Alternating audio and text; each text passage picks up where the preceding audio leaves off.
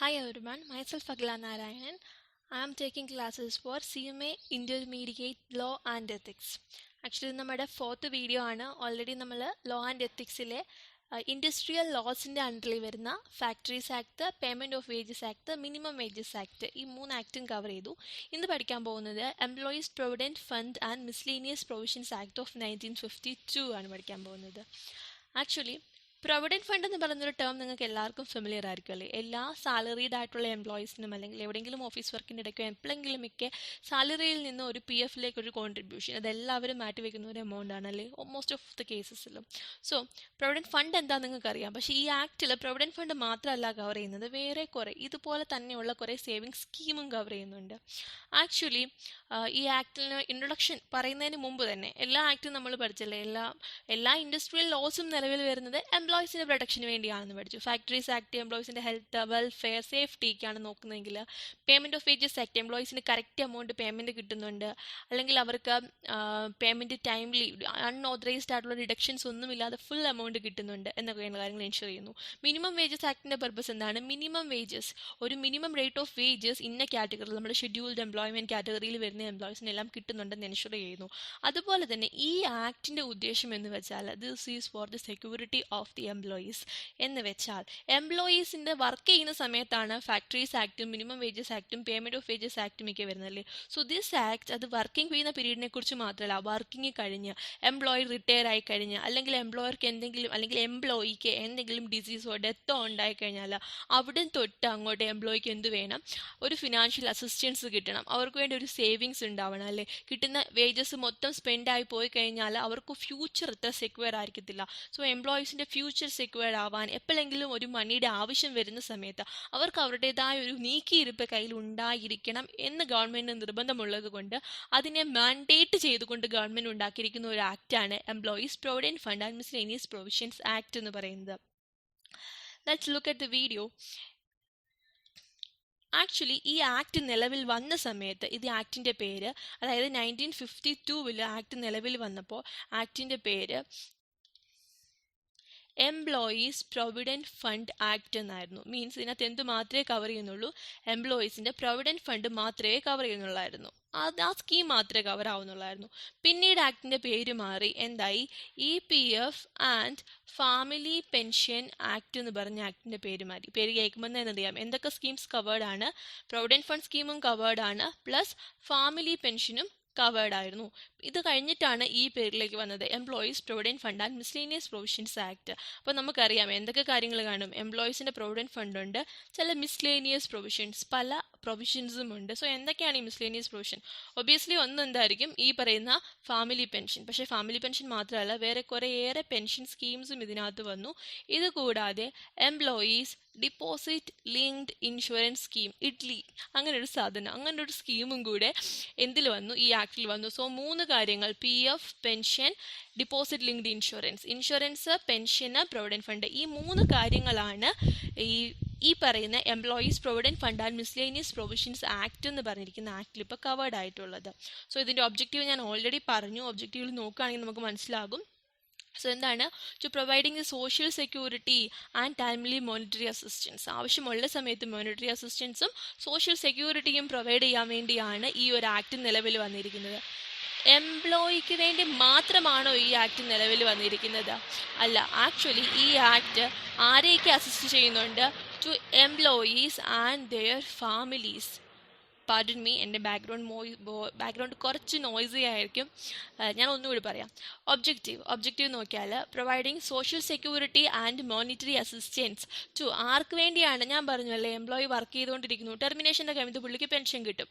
എന്താ? പുള്ളിയുടെ future secure ആകാൻ വേണ്ടി. ഇൻ കേസ് ഓഫ് ഡെത്ത് ഉണ്ടായിക്കഴിഞ്ഞാൽ എന്താണ്? ഫാമിലി പെൻഷൻ കിട്ടും, ചിൽഡ്രൻസ് പെൻഷൻ കിട്ടും അല്ലേ. അതൊക്കെ എന്തിന്? അപ്പോൾ ആർക്ക് വേണ്ടിയാണ് അത്? For their families. സോ ആർക്കൊക്കെ സെക്യൂരിറ്റിയും അസിസ്റ്റൻസും പ്രൊവൈഡ് ചെയ്യുന്നുണ്ട്? For employees and their family. Insurance, ഡെത്തിൻ്റെ സമയത്ത് കിട്ടുന്ന ഇൻഷുറൻസ്. സോ ഇതാണ് ഈ ആക്ട് നിലവിൽ വന്നതിൻ്റെ മേജർ ഉദ്ദേശം, ഒബ്ജക്റ്റീവ് ഓഫ് ദി ആക്ട് എന്ന് പറയുന്നത്. സോ ഓൾറെഡി നമ്മൾ ഡിസ്കസ് ചെയ്ത പോയിന്റ് തന്നെയാണ് താഴെ പറഞ്ഞത്. എന്തൊക്കെ സ്കീംസ് കവേർഡ് ആണ്? പ്രൊവിഡൻറ്റ് ഫണ്ട് സ്കീമുണ്ട്, പെൻഷൻ സ്കീമുണ്ട്, ഡിപ്പോസിറ്റ് ലിങ്ക്ഡ് ഇൻഷുറൻസ് സ്കീമുണ്ട്, ഇഡ്ലി. സോ ഇതിൻ്റെ എല്ലാം സെക്ഷൻ, ഇതിൻ്റെ മാത്രം സെക്ഷൻ നമ്പേഴ്സ് ഒന്ന് ഓർത്തിരുന്നോണം കേട്ടോ. Section 5, section 6A and section 6C. Okay. P എഫിനെ കുറിച്ച് ചെറിയൊരു ഐഡിയ പറഞ്ഞിട്ട് ചാപ്റ്റർ പഠിക്കുന്നതായിരിക്കും നല്ലത്.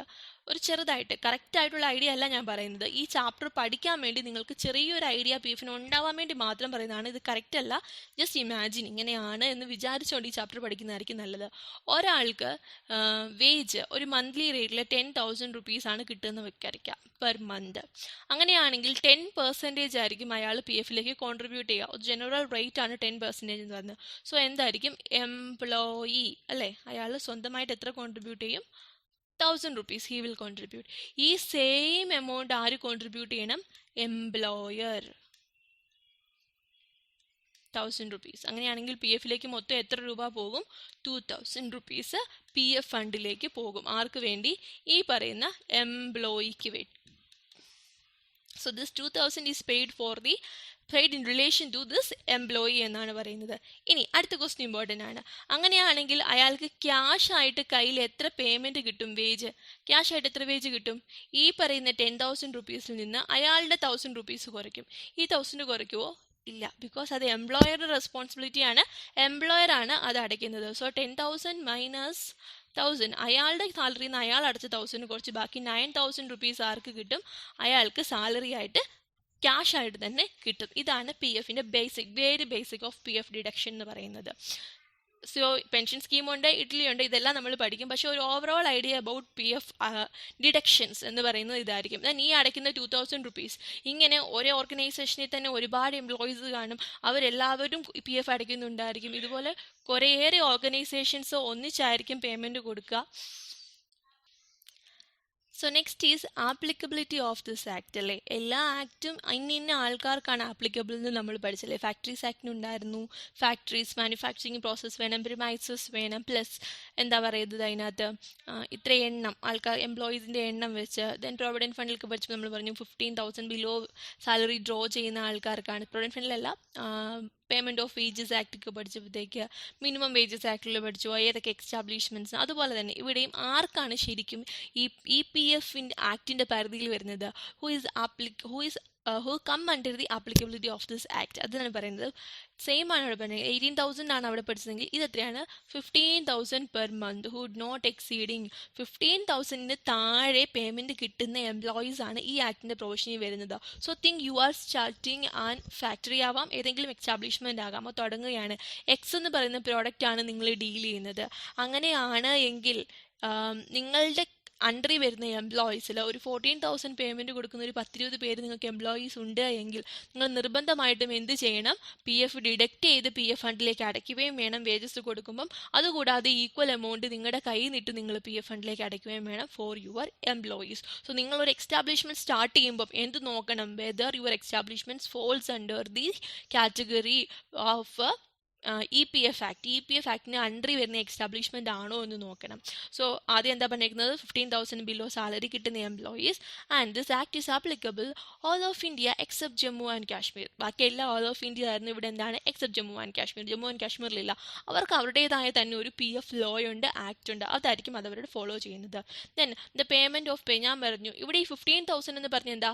പേ നോട്ട് എക്സീഡിങ്. പേ ആണ് 15,000. എന്തൊക്കെ എമൗണ്ട് ഇൻക്ലൂഡഡ് ആണ് ഈ പേയിൽ? എല്ലാ എമൗണ്ടും ഇൻക്ലൂഡഡ് ആണോ, അതോ ഏതെങ്കിലും ബേസിക് വേജ് ആണോ 15,000 എന്ന് പറയുന്നത്? അങ്ങനെ ഒരു സംശയം ആദ്യം വരാം അല്ലേ. സോ പേ മീൻസ്, പേ എന്താണ് ഉദ്ദേശിക്കുന്നത്?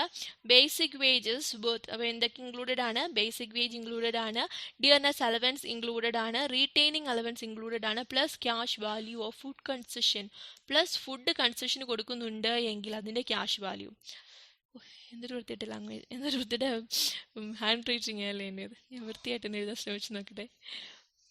Okay, then pay means equal to basic wage plus dearness allowance plus retaining allowance plus cash value of food concession. ഇത്രയും കാര്യങ്ങളിൽ. സോ ഇതെല്ലാം കൂടി ഈ 4ഉം കൂടെ കൂട്ടുമ്പോൾ 15,000 ബിലോ ആണ് വരുന്നതെങ്കിൽ എന്താണ്? ഈ ആക്ട് ആപ്ലിക്കബിൾ ആണ്, പി എഫിൻ്റെ എമൗണ്ട് ഡിഡക്റ്റ് ചെയ്യണം, മാൻഡേറ്ററി ആണ്. ദെൻ ഏതൊക്കെ എംപ്ലോയീസിനാണ് ആക്ട് ആപ്ലിക്കബിൾ എന്ന് പറഞ്ഞു?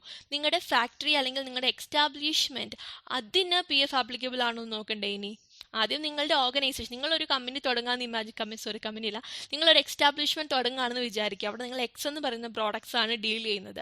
അതിന്റെ മാനുഫാക്ചറിങ് ആവാം, സെയിൽ ആവാം, റീസെയിൽ ആവാം, വാട്ട് എവർ ഇറ്റ് ഈസ്. അങ്ങനെയാണെങ്കിൽ ആദ്യം എന്ത് നോക്കണം, നിങ്ങളുടെ ഫാക്ടറി അല്ലെങ്കിൽ നിങ്ങളുടെ എക്സ്റ്റാബ്ലിഷ്മെന്റിന് EPF ആക്ട് ആപ്ലിക്കബിൾ ആണോ. അങ്ങനെയാണ് എങ്കിൽ നിങ്ങളുടെ എക്സ്റ്റാബ്ലിഷ്മെന്റിൽ 15,000 താഴെ പേയ്മെന്റ് കൊടുക്കുന്ന എത്ര എംപ്ലോയീസ് ഉണ്ട് അവർക്കെല്ലാം മാൻഡേറ്ററി ആയിട്ട് എന്ത് PF ഡിഡക്ട് ചെയ്യണം. അതിന് മേലുള്ളവർക്ക് ഡിഡക്ട് ചെയ്യാൻ കുഴപ്പമില്ല, പക്ഷേ 15,000 ബിലോ എന്താണ്, മാൻഡേറ്ററി ആണ്, കൊടുത്തേ പറ്റത്തുള്ളൂ. ദെൻ ആപ്ലിക്കബിലിറ്റി ഓഫ് ആക്ട്, നിങ്ങളുടെ എക്സ്റ്റാബ്ലിഷ്മെന്റ് ആക്ട് ആപ്ലിക്കബിൾ ആണോ എന്ന് നോക്കാം. ഈ ഒരു പോർഷൻ മാത്രം ഇപ്പം നോക്കിയാൽ മതി. സോ നിങ്ങളുടെ എക്സ്റ്റാബ്ലിഷ്മെന്റ് എന്താവാം, ഒരു ഫാക്ടറി ആവാം അല്ലെങ്കിൽ അതർ എക്സ്റ്റാബ്ലിഷ്മെന്റ് ആകാം. ഫാക്ടറി ആണെങ്കിൽ എപ്പോഴാണ് ആക്ട് ആപ്ലിക്കബിൾ ആവുന്നത്, engaged in any industry specified in schedule 1.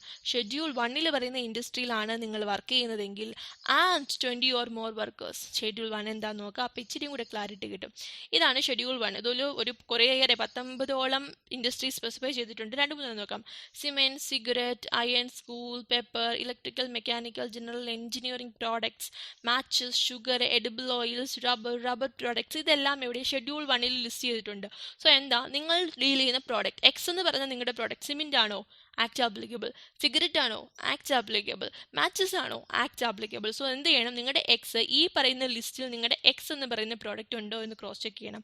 അങ്ങനെ ഉണ്ട് എങ്കിൽ നിങ്ങളുടെ എംപ്ലോയീസിന്റെ എണ്ണം നോക്കണം. എന്ത്, ആ ലിസ്റ്റിലും ഉണ്ട്, എംപ്ലോയീസിന്റെ എണ്ണം more than or equal to 20 ആണെങ്കിൽ നിങ്ങളുടെ ഫാക്ടറി എന്താണ്, PFന്റെ പരിധിയിൽ വരുന്ന ഫാക്ടറിയാണ്. ഇനി നിങ്ങളുടെ ഒരു ഫാക്ടറിയേ അല്ല, ഫാക്ടറി ആണെങ്കിൽ എന്താ, മാനുഫാക്ചറിങ് പ്രോസസ്സ് നടക്കണം അല്ലേ. സോ മാനുഫാക്ചറിങ് പ്രോസസ്സ് ഇല്ല, എക്സിന്റെ സെയിലും റീസെയിലും പർച്ചേസും അങ്ങനെ കുറേ കാര്യങ്ങളാണ് നടക്കുന്നത് വെക്കുക. അങ്ങനെയാണെങ്കിൽ നിങ്ങൾ ഏത് കാറ്റഗറി പെടും, അതർ എക്സ്റ്റാബ്ലിഷ്മെന്റ്. അങ്ങനെയാണെങ്കിൽ എന്ത് നോക്കണം, ഷെഡ്യൂൾ വല്ലതും ഉണ്ട്, ഒന്നുമില്ല, എന്താ വരിക, നിങ്ങൾ ഡീൽ ചെയ്യുന്ന എക്സ് എന്താണെങ്കിലും ആയിക്കോട്ടെ, ഷെഡ്യൂളിലുള്ളതോ ഇല്ലാത്തതോ എന്ത് തന്നെയാണെങ്കിലും എന്താണ് റെലവെന്റ്, എംപ്ലോയീസിന്റെ എണ്ണം 20ൽ കൂടുതലാണോ 20ൽ കുറവാണോ. രണ്ട് കേസിലും ഗവൺമെന്റ് നോട്ടിഫൈ ചെയ്തിട്ടുണ്ടെങ്കിൽ എന്താണ്, ആക്ട് നിങ്ങൾക്ക് ആപ്ലിക്കബിൾ ആണ്, സെൻട്രൽ ഗവൺമെന്റ് നോട്ടിഫൈ ചെയ്തിട്ടുണ്ടെങ്കിൽ. പക്ഷെ വ്യത്യാസം എന്താണെന്ന് വെച്ചാൽ, ഇവിടെ സെൻട്രൽ ഗവൺമെന്റ് നോട്ടിഫൈ ചെയ്തിട്ടുണ്ടെങ്കിൽ നിങ്ങൾ തുടങ്ങുന്ന സമയം തൊട്ട് അല്ലെങ്കിൽ എന്നാണോ നോട്ടിഫിക്കേഷൻ വരുന്നത് അന്ന് തൊട്ട് നിങ്ങൾ ഈ ആക്ടിന്റെ പരിധിയിൽ വരും.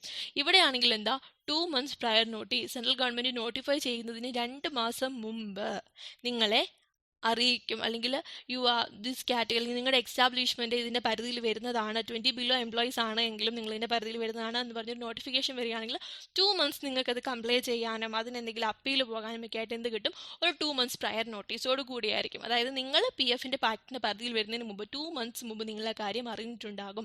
സോ 2 months പ്രയർ നോട്ടീസ് കാണും. സോ ആർക്കൊക്കെയാണ് ആക്ട് ആപ്ലിക്കബിൾ, 15,000 ബിലോ കിട്ടുന്ന എംപ്ലോയീസിന്.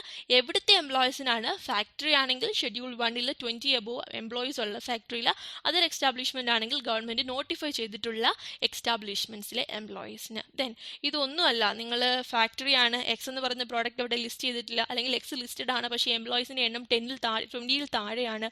അതുകൊണ്ടൊന്നും ഈ പറയുന്ന കാറ്റഗറിയിൽ ഈ സൈഡിലോട്ട് വരുന്ന കാറ്റഗറിക്ക് അത് നിങ്ങൾക്ക് ആക്ട് ആപ്ലിക്കബിൾ അല്ല. പക്ഷെ നിങ്ങൾ എന്ത് വിചാരിക്കുന്നു, നിങ്ങൾക്ക് നിങ്ങളുടെ എംപ്ലോയീസിന് ഒരു സേവിങ്സ് ഉണ്ടാവുന്ന താല്പര്യമാണ്, അവർക്ക് monetary assistance in the case of നീഡും അവർക്ക് സോഷ്യൽ സെക്യൂരിറ്റിയും വേണമെന്ന് നിങ്ങൾ ആഗ്രഹിക്കുന്നുണ്ട് എങ്കിൽ യു ക്യാൻ വോളണ്ടിയർലി അപ്ലൈ അല്ലെ. നിങ്ങൾക്ക് ഇഷ്ടം, ഞങ്ങൾ ആക്ടിന്റെ പ്രൊവിഷനിൽ വിടാൻ താല്പര്യപ്പെടുന്നു എന്ന് പറഞ്ഞ് ആർക്ക് ആപ്ലിക്കേഷൻ കൊടുക്കാം, സെൻട്രൽ ഗവൺമെന്റിന് ആപ്ലിക്കേഷൻ കൊടുക്കാം. നിങ്ങൾക്ക് തന്നെ ആപ്ലിക്കേഷൻ കൊടുക്കാൻ പറ്റുമോ, ഇല്ല, ആരും കൂടെ വേണം, മെജോറിറ്റി ഓഫ് ദി എംപ്ലോയീസ്.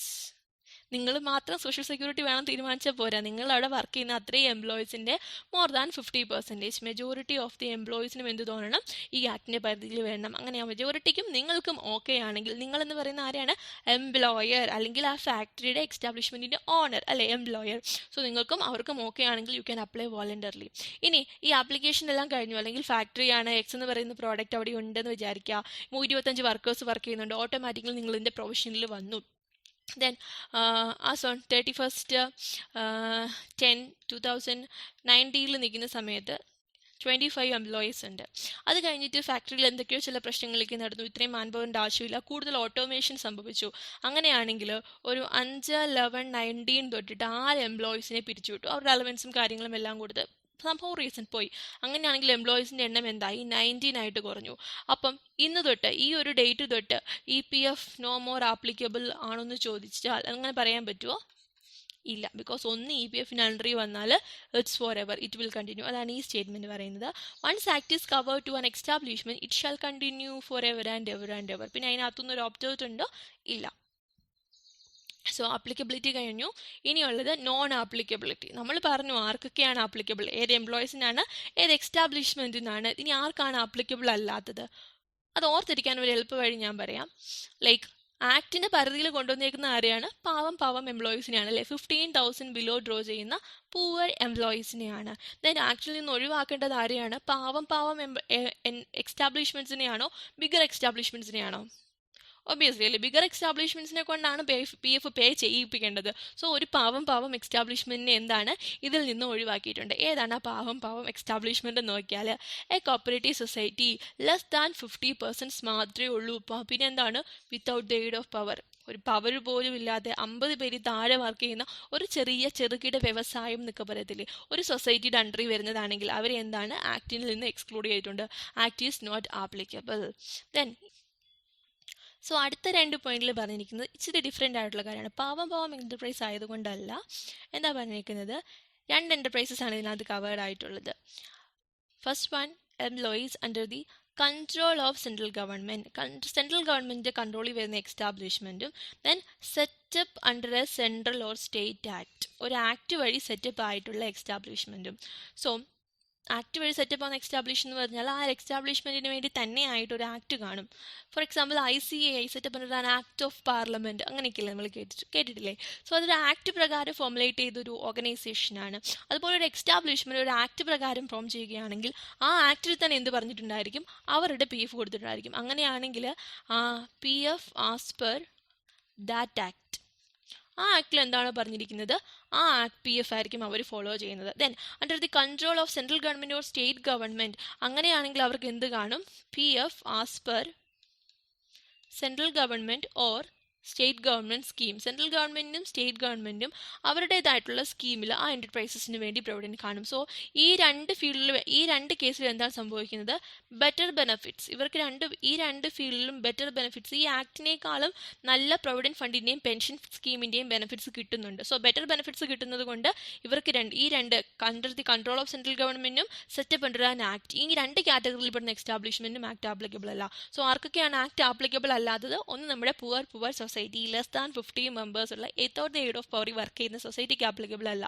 പിന്നെ ബെറ്റർ ബെനിഫിറ്റ് കിട്ടുന്ന 2 കാറ്റഗറിക്ക് ആപ്ലിക്കബിൾ അല്ല. First category under the control of central government or state government. Second category set up by an act, ഒരു ആക്ട് പ്രകാരം ഫോം ചെയ്തതാണ് എങ്കിൽ. സോ ആപ്ലിക്കബിലിറ്റി ആയി, നോൺ ആപ്ലിക്കബിലിറ്റി ആയി, ഒബ്ജക്റ്റീവ് ആയി.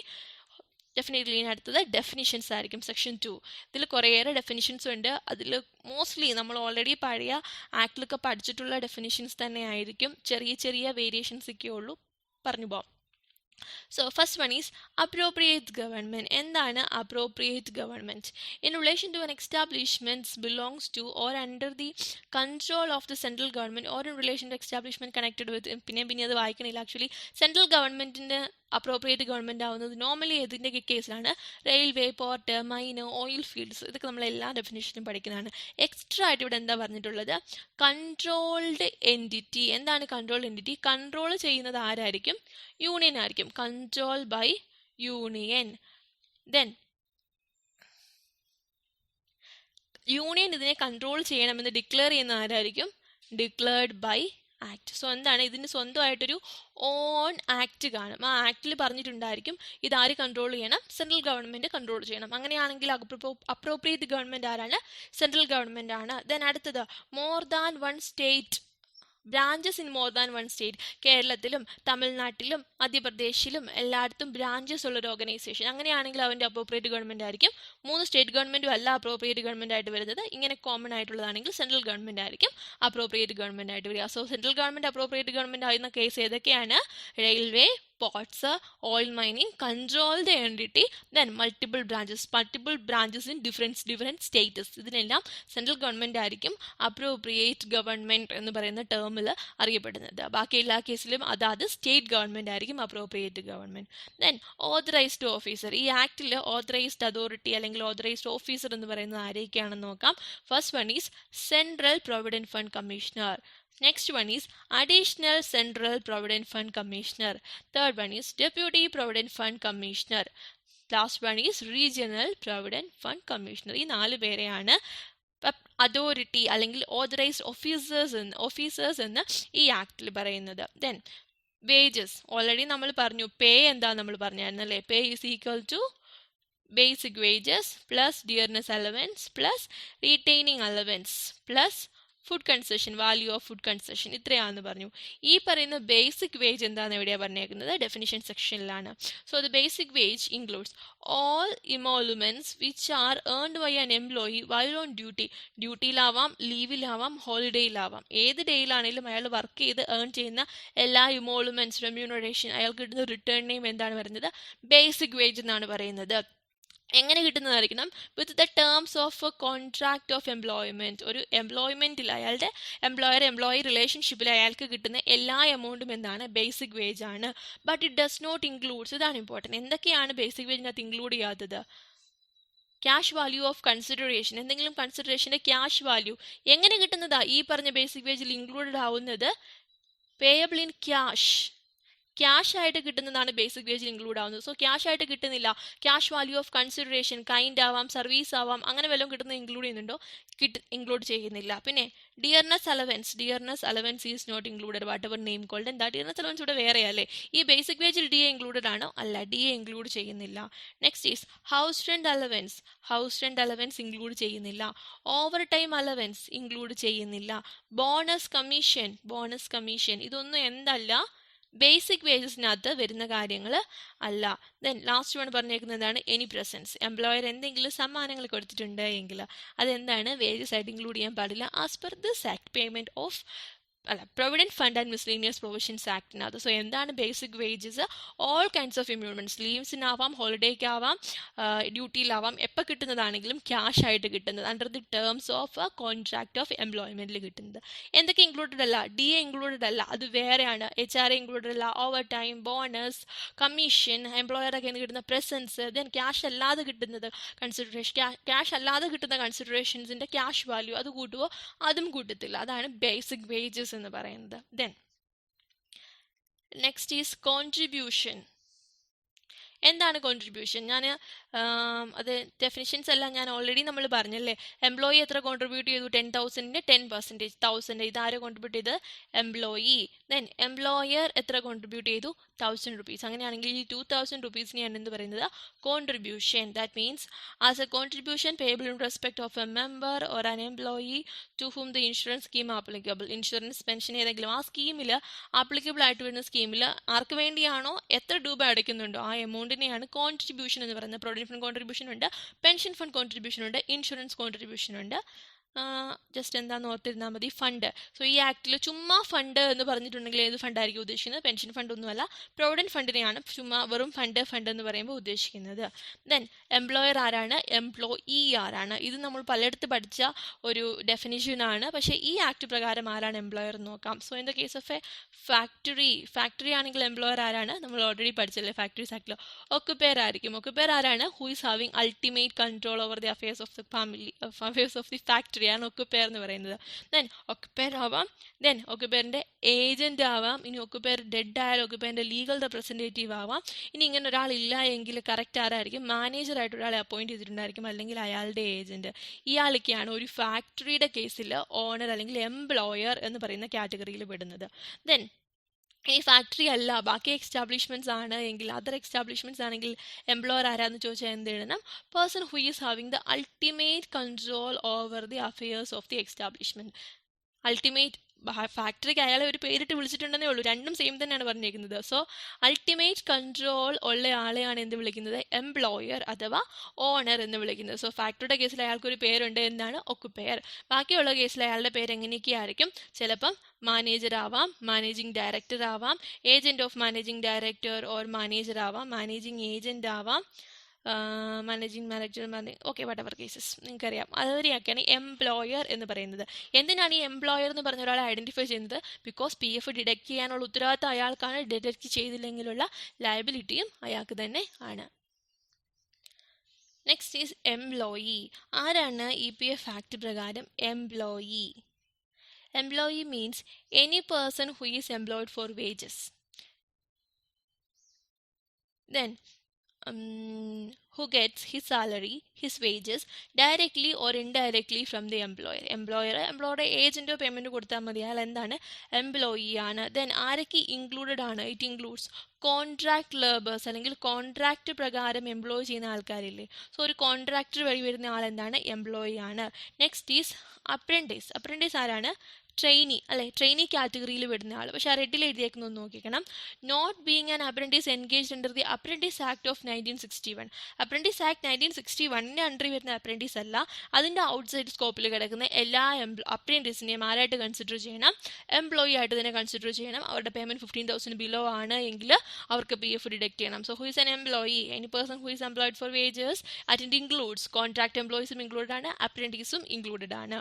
ദെൻ ഫാക്ടറി, അത് പിന്നെയും പഠിക്കണം. ഓൾറെഡി ഫാക്ടറീസ് ആക്ടിൽ നമ്മൾ പറഞ്ഞല്ലേ, factory includes any premises including precincts, എന്ത് പ്രോസസ്സ് നടക്കണം, മാനുഫാക്ചറിങ് പ്രോസസ്സ് നടക്കണം with or without the aid of power, അതാണ് ഫാക്ടറി. ദെൻ ഫാക്ടറിയുടെ ഓക്യുപ്പയർ ആരാണ്, the person having ultimate control over the affairs of the factory, അതാണ് ഫാക്ടറിയുടെ ഓക്യുപ്പയർ. പിന്നെയും പറയുന്നില്ല, ഓൾറെഡി ഫാക്ടറീസ് ആക്ട് പഠിച്ചപ്പം ഡീറ്റെയിൽ ആയിട്ട് എക്സ്പ്ലെയിൻ ചെയ്ത് പോയതാണ്. സോ ഇനി ഓരോ സ്കീമും 1 by 1 ആയിട്ട് നമ്മൾ നോക്കുകയാണ്. സോ ഏതൊക്കെയായിരുന്നു സ്കീം, പ്രൊവിഡൻറ്റ് ഫണ്ടിൻ്റെ സ്കീമുണ്ട്, പെൻഷൻ സ്കീമുണ്ട്, എംപ്ലോയീസ് ഡിപ്പോസിറ്റ് ലിങ്ക്ഡ് ഇൻഷുറൻസ് സ്കീമുണ്ട്.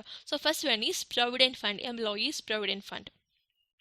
സോ ഇങ്ങനെ ഒരു സ്കീം ഉണ്ടാക്കാനുള്ള ഒബ്ജക്റ്റീവ് എന്താണ്, ഒബ്വിയസ്ലി ഒരു പ്രൊവിഡൻറ്റ് ഫണ്ട് എക്സ്റ്റാബ്ലിഷ് ചെയ്യാൻ വേണ്ടിയാണ് അത് നിലവിൽ വന്നത്. ദെൻ ഇതിൻ്റെ അഡ്മിനിസ്ട്രേഷൻ, ആരാണ് ഈ സ്കീം നോക്കി നടത്തുന്നത്, സ്കീം എന്ന് പറയുമ്പോൾ എന്താ, ഒരു ഫണ്ട് കാണുമല്ലേ, huge amount of fund accumulate ചെയ്ത് വരുന്നുണ്ടായിരിക്കും ഫ്രം ഡിഫറെൻറ്റ് എംപ്ലോയീസ്. ആ ഫണ്ടെല്ലാം ഒരിടത്ത് കളക്ട് ചെയ്യണം, അതിനെ ചുമ്മാ ഒരിടത്ത് സൂക്ഷിച്ച് ലോക്കറിൽ വെച്ചാൽ മതിയോ, അല്ലല്ലേ, അത് വേറെ എവിടെയെങ്കിലും പ്രോപ്പറായിട്ട് ഇൻവെസ്റ്റ് ചെയ്ത് അതിനകത്തുനിന്ന് ഇൻകം ഉണ്ടാക്കിയെടുക്കണം, സ്റ്റോക്ക് മാർക്കറ്റിലോ എവിടെയെങ്കിലും ഒക്കെ സേഫ് ആയിട്ട് ഇൻവെസ്റ്റ് ചെയ്യണം. ആ ഇൻകത്തിൽ നിന്ന് വേണം എന്ത്, PF ഇൻവെസ്റ്റ് ചെയ്യുന്ന എംപ്ലോയീസിന് ഇൻട്രസ്റ്റും കാര്യങ്ങളും ഒക്കെ ഡിസ്ട്രിബ്യൂട്ട് ചെയ്യാൻ വേണ്ടി. സോ ഇതെല്ലാം കൂടെ ചെയ്യാൻ വേണ്ടി, അഡ്മിനിസ്റ്റർ ചെയ്യാൻ വേണ്ടി 1-2 പേര് മതിയോ, പോരാ, അതിനൊരു അതോറിറ്റി വേണം. അവരെ വിളിക്കുന്ന പേരാണ് സെൻട്രൽ ബോർഡ്. സോ എന്താണ് ഈ സെൻട്രൽ ബോർഡ് എന്ന് അടുത്തതിൽ പറയുന്നുണ്ട്. Central board means consist of, central ബോർഡിൽ ആരൊക്കെയാണുള്ളത്, ഒരു ചെയർമാൻ ഉണ്ടാകും, ഒരു വൈസ് ചെയർമാൻ ഉണ്ടായിരിക്കും. ഇവരെ രണ്ടുപേരെ ആര് അപ്പോയിന്റ് ചെയ്യും, സെൻട്രൽ ഗവൺമെൻറ് അപ്പോയിന്റ് ചെയ്യും. Then central provident fund commissioner is the ex officio. നമ്മൾ നേരത്തെ പഠിച്ചില്ലേ അതോറിറ്റിക്കകത്ത് സെൻട്രൽ പ്രൊവിഡൻറ്റ് ഫണ്ട് കമ്മീഷണർ. ആ സെൻട്രൽ പ്രൊവിഡൻറ്റ് ഫണ്ട് കമ്മീഷണർ എവിടെയും കാണും, ഈ പറയുന്ന സെൻട്രൽ ബോർഡിലും കാണും. എക്സ് ഒഫീഷ്യോ എന്ന് വെച്ചാൽ അയാൾ അവിടെ സെൻട്രൽ പ്രൊവിഡൻറ്റ് ഫണ്ട് കമ്മീഷണർ ആയതുകൊണ്ട് തന്നെ ഇവിടെ ഓട്ടോമാറ്റിക്കലി ഓഫീസറാകും. ദെൻ എക്സ് മാറി വൈ ആണ് ഇപ്പം CPFC കമ്മീഷണർ. അങ്ങനെയാണെങ്കിൽ ഇവിടെയും ആ വൈ എവിടെയും വരും, സെൻട്രൽ ബോർഡിലും വരും. Ex officio means he's having this office because he's holding another office. ഇങ്ങനെ ഈ ഓഫീസിൽ അയാൾ എംപ്ലോയി അല്ലെങ്കിൽ ഈ സെൻട്രൽ ബോർഡിൽ അയാൾ എങ്ങനെയാണ് വരുന്നത്, അയാൾ മറ്റൊരു പൊസിഷൻ ഹോൾഡ് ചെയ്യുന്നത് കൊണ്ടാണ്, അതാണ് എക്സ് ഒഫീഷ്യോ എന്ന് പറയുന്നത്.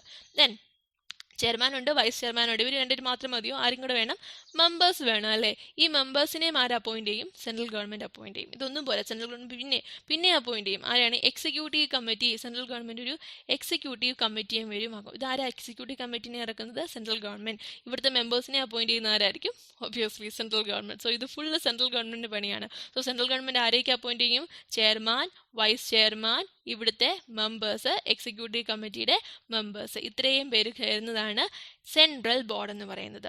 So what is state board? State board എന്ന് വെച്ചാൽ ഈ സെൻട്രൽ ബോർഡിന് എല്ലാ സ്റ്റേറ്റിൻ്റെയും കാര്യം നോക്കി നടക്കാൻ പറ്റത്തില്ലല്ലോ. സോ സെൻട്രൽ ബോർഡ് പറയുന്ന പോലെ അവർക്ക് ഓരോ സ്റ്റേറ്റിലും ഓരോരോ ടീം കാണും. അവരെ വിളിക്കുന്ന പേരാണ് ബോർഡ് ഓഫ് ട്രസ്റ്റീസ്. കിടപ്പുണ്ട് the board of trustees.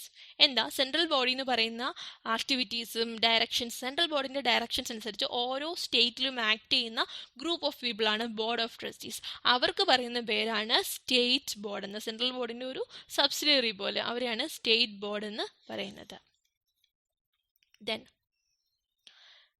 So PFൻ്റെ കാര്യത്തിൽ നമ്മൾ എന്ത് പഠിച്ചു, PF ഫണ്ട് ഫോർമുലേറ്റ് ചെയ്യാൻ വേണ്ടിയാണ് സെൻട്രൽ ബോർഡാണ് അഡ്മിനിസ്റ്റർ ചെയ്യുന്നത്. സ്റ്റേറ്റ് വൈസ് അതിന് സ്റ്റേറ്റ് ബോർഡ് ഉണ്ട്. ദെൻ എത്ര എമൗണ്ട് കോൺട്രിബ്യൂട്ട് ചെയ്യണം, കോൺട്രിബ്യൂഷൻ ടു PF ഓൾറെഡി ഞാൻ പറഞ്ഞു കഴിഞ്ഞ കാര്യമാണ്. എത്രയാണ് കോൺട്രിബ്യൂഷൻ ബൈ ദി എംപ്ലോയർ. ആരൊക്കെ കോൺട്രിബ്യൂട്ട് ചെയ്യുന്നുണ്ട്, എംപ്ലോയർ കോൺട്രിബ്യൂട്ട് ചെയ്യുന്നുണ്ട്, എംപ്ലോയി കോൺട്രിബ്യൂട്ട് ചെയ്യുന്നുണ്ട്. എംപ്ലോയർ 10% ആണെങ്കിൽ similar amount will be contributed by the employee. അല്ല, എംപ്ലോയി എത്ര കോൺട്രിബ്യൂട്ട് ചെയ്യുന്നു അത്രയും തന്നെ എംപ്ലോയറും കോൺട്രിബ്യൂട്ട് ചെയ്യുന്നുണ്ടായിരിക്കും. Then whether employed by him directly or through a contractor. So contract employees ആണെങ്കിലും എന്ത് കൊടുക്കണം, PF കോൺട്രിബ്യൂട്ട് ചെയ്യണം. എംപ്ലോയറിൻ്റെ കാര്യം പറഞ്ഞിരിക്കുന്നു, equal amount employee 10% of the basic wages plus. So ഇത് നോക്കിയേ, 10% എന്തിൻ്റെ 10%ആണ് കൊടുത്തേക്കുന്നത്? Basic wage plus dearness allowance plus retaining allowance. നമ്മുടെ ഫുഡ് കൺസെഷൻ എവിടെ പോയി? ആക്ച്വലി അതും കൂടെ കൂട്ടിയല്ലേ പേ എന്ന് പറഞ്ഞ് നമ്മൾ പഠിച്ചത്. ഇവിടെ നോക്കിയാൽ അറിയാം, dearness allowance shall includes the cash value of food concession. അപ്പോൾ അതും കൂടെ ആയല്ലേ.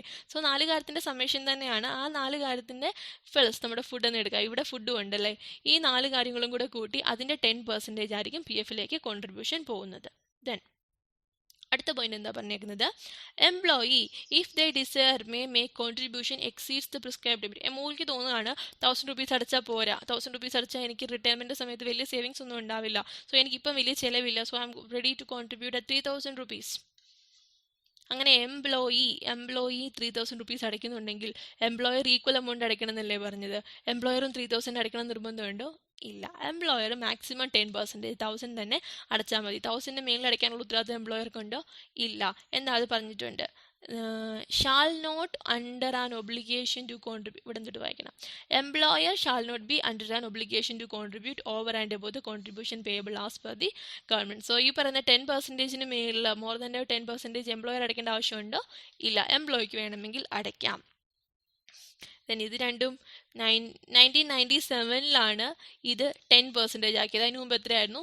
8.33% ആണ്. ദെൻ സ്പെഷ്യൽ കാറ്റഗറിക്ക്, ചില സ്പെഷ്യൽ കാറ്റഗറിക്ക് ഇപ്പം 12% ആണ് PF കോൺട്രിബ്യൂഷൻ. അവർക്ക് നേരത്തെ എത്രയായിരുന്നു?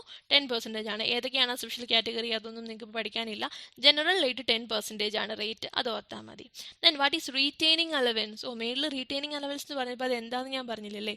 സോ ബേസിക് വേജ് എന്താണെന്നറിയാം, ഡിയർനെസ് അലവൻസ് എന്താണെന്ന് എല്ലാവർക്കും അറിയായിരിക്കും. സോ റീറ്റെയിനിങ് അലവൻസ് എന്നാണ് ഒരു പുതിയ വേർഡ് ആയിരിക്കും ചിലപ്പോൾ.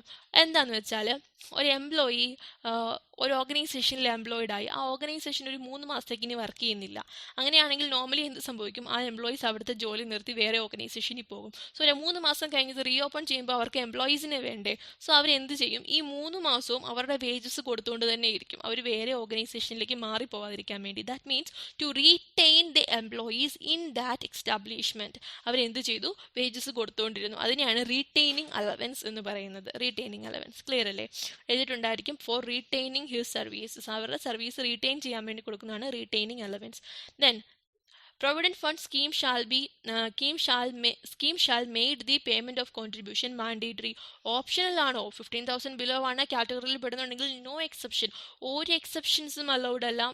മാൻഡേറ്ററി ആയിട്ട് PF-ലേക്കുള്ള കോൺട്രിബ്യൂഷൻ കൊടുത്തേ പറ്റത്തുള്ളൂ. So this is mandatory in nature. അതിന് ഏതെങ്കിലും ആപ്ലിക്കേഷൻ വഴിയോ ഏതെങ്കിലും സ്പെഷ്യൽ എക്സെപ്ഷൻ നോട്ടിഫിക്കേഷൻസ് ഒന്നുമില്ല. മാൻഡേറ്ററി ആണ്, അടച്ചേ പറ്റത്തുള്ളൂ. Then wage limit, provident fund കൊടുക്കാനുള്ള വേജ് ലിമിറ്റ് ആണ് പറയുന്നത് 15,000. നമുക്കറിയാം 15,000 ബിലോ ആയിട്ടുള്ളവർക്കാണ് നമ്മൾ പ്രൊവിഡൻറ്റ് ഫണ്ട് കോൺട്രിബ്യൂഷൻ മാൻഡേറ്ററി ആയിട്ട് കൊടുക്കേണ്ടത്. തിങ്ക് ഒരാൾക്ക് 20,000 rupees വേജസ് കൊടുക്കുന്നുണ്ട് എന്ന് പറഞ്ഞാൽ ഈ 20,000-ന്റെ 10% PF കോൺട്രിബ്യൂഷൻ കൊടുക്കേണ്ട ആവശ്യമുണ്ട്? ഇല്ല. 15,000 ആണ് ലിമിറ്റ്. 20,000 വേജസ് ഉണ്ടെങ്കിലും 15,000-ന്റെ 10% എന്ത് കൊടുത്താൽ മതി? കോൺട്രിബ്യൂഷൻ കൊടുത്താൽ മതി PF-ലേക്ക്. അതാണ് പറയുന്നത് ceiling limits of wages 15,000. Then ഇതിന് മേളിൽ employer has to pay administration charges on higher wages. പക്ഷേ ഈ അഡ്മിനിസ്ട്രേഷൻ ചാർജസ് എന്തിനും കൊടുക്കണം? 20,000 കൊടുക്കണം. ഹയർ വേജസ് കൊടുക്കുന്നുണ്ട് എങ്കിൽ അതിന് അഡ്മിനിസ്ട്രേഷൻ ചാർജസ് കൊടുത്താൽ മതി. PF കോൺട്രിബ്യൂഷൻ കൊടുക്കേണ്ട ആവശ്യമുണ്ടോ?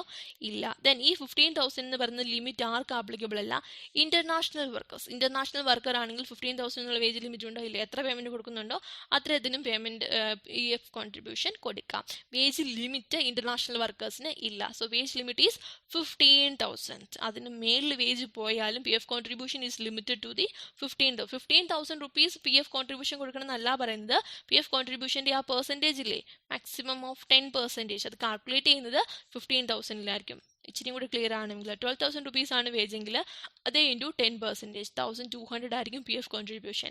സോ 15,000 rupees ആണ് വേജെങ്കിൽ അതേ ഇൻറ്റു 10%, 1,500 ആയിരിക്കും PF കോൺട്രിബ്യൂഷൻ. ഇനി 18,000 ആണ് വേജ്, അങ്ങനെയാണെങ്കിലും 18,000 ഇൻറ്റു 10 ആണ് വരുന്നത്. അല്ല, 15,000 ഇൻറ്റു 10%, ബിക്കോസ് ഇതാണ് മാക്സിമം ലിമിറ്റ്. 1,500 തന്നെ ആയിരിക്കും എന്ത് വരിക? PF കോൺട്രിബ്യൂഷൻ വരിക. ഇനി 12%-ന് അണ്ടറിൽ വരുന്ന ആ കാറ്റഗറിയിൽ വരുന്ന ആൾക്കാരാണെങ്കിലും എത്ര കൊടുക്കണം? അപ്പം വേജ് ലിമിറ്റ് 18,000 ആണ് വേജെങ്കിലും 15,000 ഇൻറ്റു 12%, 1800 കൊടുത്താൽ മതി പി എഫ് കോൺട്രിബ്യൂഷൻ. അതാണ് വേജ് ലിമിറ്റ് എന്ന് പറയുന്നത്. Then next is not applicability of tea factories. Actually വീഡിയോയ്ക്ക് എന്തൊക്കെയോ ചില പ്രോബ്ലംസ് ഉണ്ട്, സോ വീഡിയോ ഞാൻ കട്ട് ചെയ്യാണ്. Not applicability to tea factories. ചില ടീ ഫാക്ടറീസിന് ഇത് ആപ്ലിക്കബിൾ അല്ല. ഏത് ടീ ഫാക്ടറിക്കാണ്? Tea factories in the state of Assam. അസമിലെ ടീ ഫാക്ടറിക്ക് പി എഫ് ആപ്ലിക്കബിൾ അല്ല. എന്തുകൊണ്ട്? അവർക്ക് അവരുടേതായ തന്നെ Assam tea plantations provident fund എന്ന് പറഞ്ഞൊരു സെപ്പറേറ്റ് പ്രൊവിഡൻറ്റ് ഫണ്ട് ഉണ്ട്. സോ അവരതിൻ്റെ അണ്ടറിലായിരിക്കും വരിക. Then withdrawal from fund. So ഫണ്ടിലേക്ക് വരുന്ന കാര്യങ്ങളൊക്കെ പറഞ്ഞല്ലേ, എവിടെ നിന്നൊക്കെ ഫണ്ടിൽ നിന്ന് സോഴ്സ് വരും, ആരൊക്കെ എംപ്ലോയി ഇടും അല്ലേ. ഈ ഫണ്ടിൽ നിന്ന് എമൗണ്ട് എങ്ങനെ വിഡ്രോ ചെയ്യാം, അല്ലെങ്കിൽ ഈ ഫണ്ടിൽ നിന്ന് എമൗണ്ട് എങ്ങോട്ട് പോകും? ഒന്ന്, എംപ്ലോയിക്ക് വേണമെങ്കിൽ ഫണ്ടിൽ നിന്ന് എമൗണ്ട് വിഡ്രോ ചെയ്യാം. എംപ്ലോയിയുടെ അക്കൗണ്ട് ആണതല്ലേ ആക്ച്വലി. കോൺട്രിബ്യൂട്ട് ചെയ്ത് കഴിഞ്ഞാൽ പിന്നെ എംപ്ലോയർക്ക് ആ ഫണ്ടിൽ എന്തെങ്കിലും ഓണർഷിപ്പ് ഉണ്ടോ? ഇല്ല, എംപ്ലോയിയുടെയാണ്. എംപ്ലോയിക്ക് വിഡ്രോ ചെയ്യാം, അല്ലെങ്കിൽ അഡ്വാൻസസ് ആയിട്ട് ചില എമൗണ്ട് വാങ്ങിച്ചുകൊണ്ട് പോകാം. സോ ഏതൊക്കെ കേസിൽ വിഡ്രോവൽ പോസിബിൾ ആണ്?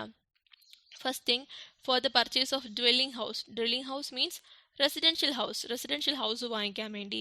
Repayment of loan in special cases, housing loan പോലുള്ള ലോണിൻ്റെ റീപേയ്മെൻറ്റിന് വേണ്ടി. Then within 1 year before retirement ആവുന്ന സമയത്ത് അയാൾക്ക് എന്താണെങ്കിലും പി എഫിൽ നിന്ന് ഫണ്ട് കിട്ടും. ഇനി റിട്ടയർമെൻറ്റിന് 1 വർഷം മുമ്പ് അയാൾക്ക് ഫണ്ട് ആവശ്യമുണ്ടെങ്കിലും പി എഫ് വിഡ്രോ ചെയ്യാം, നോ പ്രോബ്ലം. ദെൻ 75% വരെ, അപ് ടു 100% അല്ല, 75% വരെ വിഡ്രോ ചെയ്യാം if not employed from 1 month or more. ഒരു മാസമായിട്ട് വർക്കൊന്നും ഇല്ല എങ്കിൽ 75% വരെ വിഡ്രോ ചെയ്യാം, but subject to the approval of P F കമ്മീഷണറുടെ അപ്രൂവൽ കിട്ടിയാൽ 75% വരെ വിഡ്രോ ചെയ്യാം. സോ എന്തൊക്കെ കേസിലാണ് വിഡ്രോവൽ ഏതൊക്കെ രീതി പോസിബിൾ ആണ്? ഒന്ന് നമ്മൾ പറഞ്ഞു, റെസിഡൻഷ്യൽ ഹൗസ് വാങ്ങിക്കാൻ വേണ്ടിയാണെങ്കിൽ ഓക്കെ. ദെൻ ചില ലോൺസിൻ്റെ റീപേയ്മെൻറ്റിന് okay. 1 year before retirement okay. Then പറഞ്ഞിരിക്കുന്നത് 75% with the approval of P F commissioner ആണെങ്കിലും ഓക്കെ. ഇതൊക്കെ വിഡ്രോവൽ ആണ്. ഇനി അഡ്വാൻസസ്, ഏതൊക്കെ കേസിലാണ് അഡ്വാൻസസ് പോസിബിൾ? വിഡ്രോവൽ എന്ന് പറഞ്ഞാൽ ഇതൊന്നും തിരിച്ചു കൊടുക്കുന്ന എമൗണ്ട് അല്ലല്ലേ, ബിക്കോസ് ടു ബി വിഡ്രോ ചെയ്തു പോയി. ദെൻ അഡ്വാൻസ് എന്ന് പറഞ്ഞാൽ എന്താണ്? കേൾക്കുമ്പോൾ തന്നെ അറിയാമല്ലേ, അഡ്വാൻസ് ആയിട്ട് വാങ്ങിച്ചതാണ്. എന്ത് ചെയ്യണം? ചിലപ്പം റീപേ ചെയ്യേണ്ട ആവശ്യമുണ്ട്. സോ അഡ്വാൻസസ് ഏതൊക്കെ രീതിയിലാവാം അഡ്വാൻസ് കിട്ടുന്നത്? First one, for illness in certain cases, ഇൽനെസ്സിന് ചികിത്സിക്കാൻ. മാരേജ്, അഡ്വാൻസ് വാങ്ങിക്കാം പി എഫിൽ നിന്ന്. പോസ്റ്റ് മെട്രിക്കുലേഷൻ എഡ്യൂക്കേഷൻ, ഡിഗ്രിക്ക് കഴിഞ്ഞിട്ടുള്ള എഡ്യൂക്കേഷനിലാണെങ്കിൽ നമുക്ക് അഡ്വാൻസസ് എമൗണ്ട് വാങ്ങിക്കാം. Then abnormal conditions such as calamity, abnormal conditions നമ്മുടെ ഇപ്പോൾ സംഭവിക്കുന്ന അബ്നോർമൽ കണ്ടീഷനാണ് അല്ലേ, കൊറോണ, ഫ്ലഡ്, ഇങ്ങനെയൊക്കെ വരുന്ന സമയത്ത് നമുക്ക് പി എഫിൽ നിന്ന് ഫണ്ട് വിഡ്രോ ചെയ്യാം. Then granted to members affected with cut in supply of electricity കട്ടായിട്ടുണ്ട് എങ്കിൽ, അതുകൊണ്ട് സഫർ ചെയ്യുന്ന ആൾക്കാർക്കാണെങ്കിൽ ഫണ്ടിൽ നിന്ന് എമൗണ്ട് വിഡ്രോ ചെയ്യാം. Then advances to members who are physical handicapped ആണെങ്കിൽ ഫണ്ടിൽ നിന്ന് എമൗണ്ട് വിഡ്രോ ചെയ്യാം. എന്താ പറഞ്ഞേക്കുന്നത്? ഈ അബ്നോർമൽ കണ്ടീഷനും ഇലക്ട്രിസിറ്റി, ഫിസിക്കൽ ഹാൻഡിക്യാപ്ഡ്, ഈ 3 കേസിലും ഇത് നോൺ റീഫണ്ടബിൾ ആണ്. ഇത് പിന്നെ റീഫണ്ട് ചെയ്യണോ വേണ്ട? നോൺ റീഫണ്ടബിൾ അഡ്വാൻസസ് ആണ്, ബാക്കിയെല്ലാം റീഫണ്ടബിൾ ആണ്. Illness, marriage, education. സോ ചാർട്ടായിട്ട് വരച്ച് പഠിക്കുമ്പോൾ എന്തൊക്കെ നോക്കണം? പി എഫിലേക്ക് എന്തൊക്കെ എമൗണ്ട് വരും? 10% from employer, something amount from employee. P എഫിൽ നിന്ന് ഏതൊക്കെ രീതിയിൽ പോകാം? വിഡ്രോവൽ പോസിബിൾ ആണ്, അഡ്വാൻസസ് പോസിബിൾ ആണ്. അഡ്വാൻസസ് റീഫണ്ടബിൾ ഉണ്ട്, നോൺ റീഫണ്ടബിൾ ഉണ്ട്. വിഡ്രോവലും പല രീതിയിൽ പോസിബിൾ ആണ്. ഇങ്ങനെ ചാർട്ട് വരച്ചിട്ട് വേണം ലിസ്റ്റ് ചെയ്ത് പഠിക്കാൻ വേണ്ടി. Then next scheme is employees pension scheme.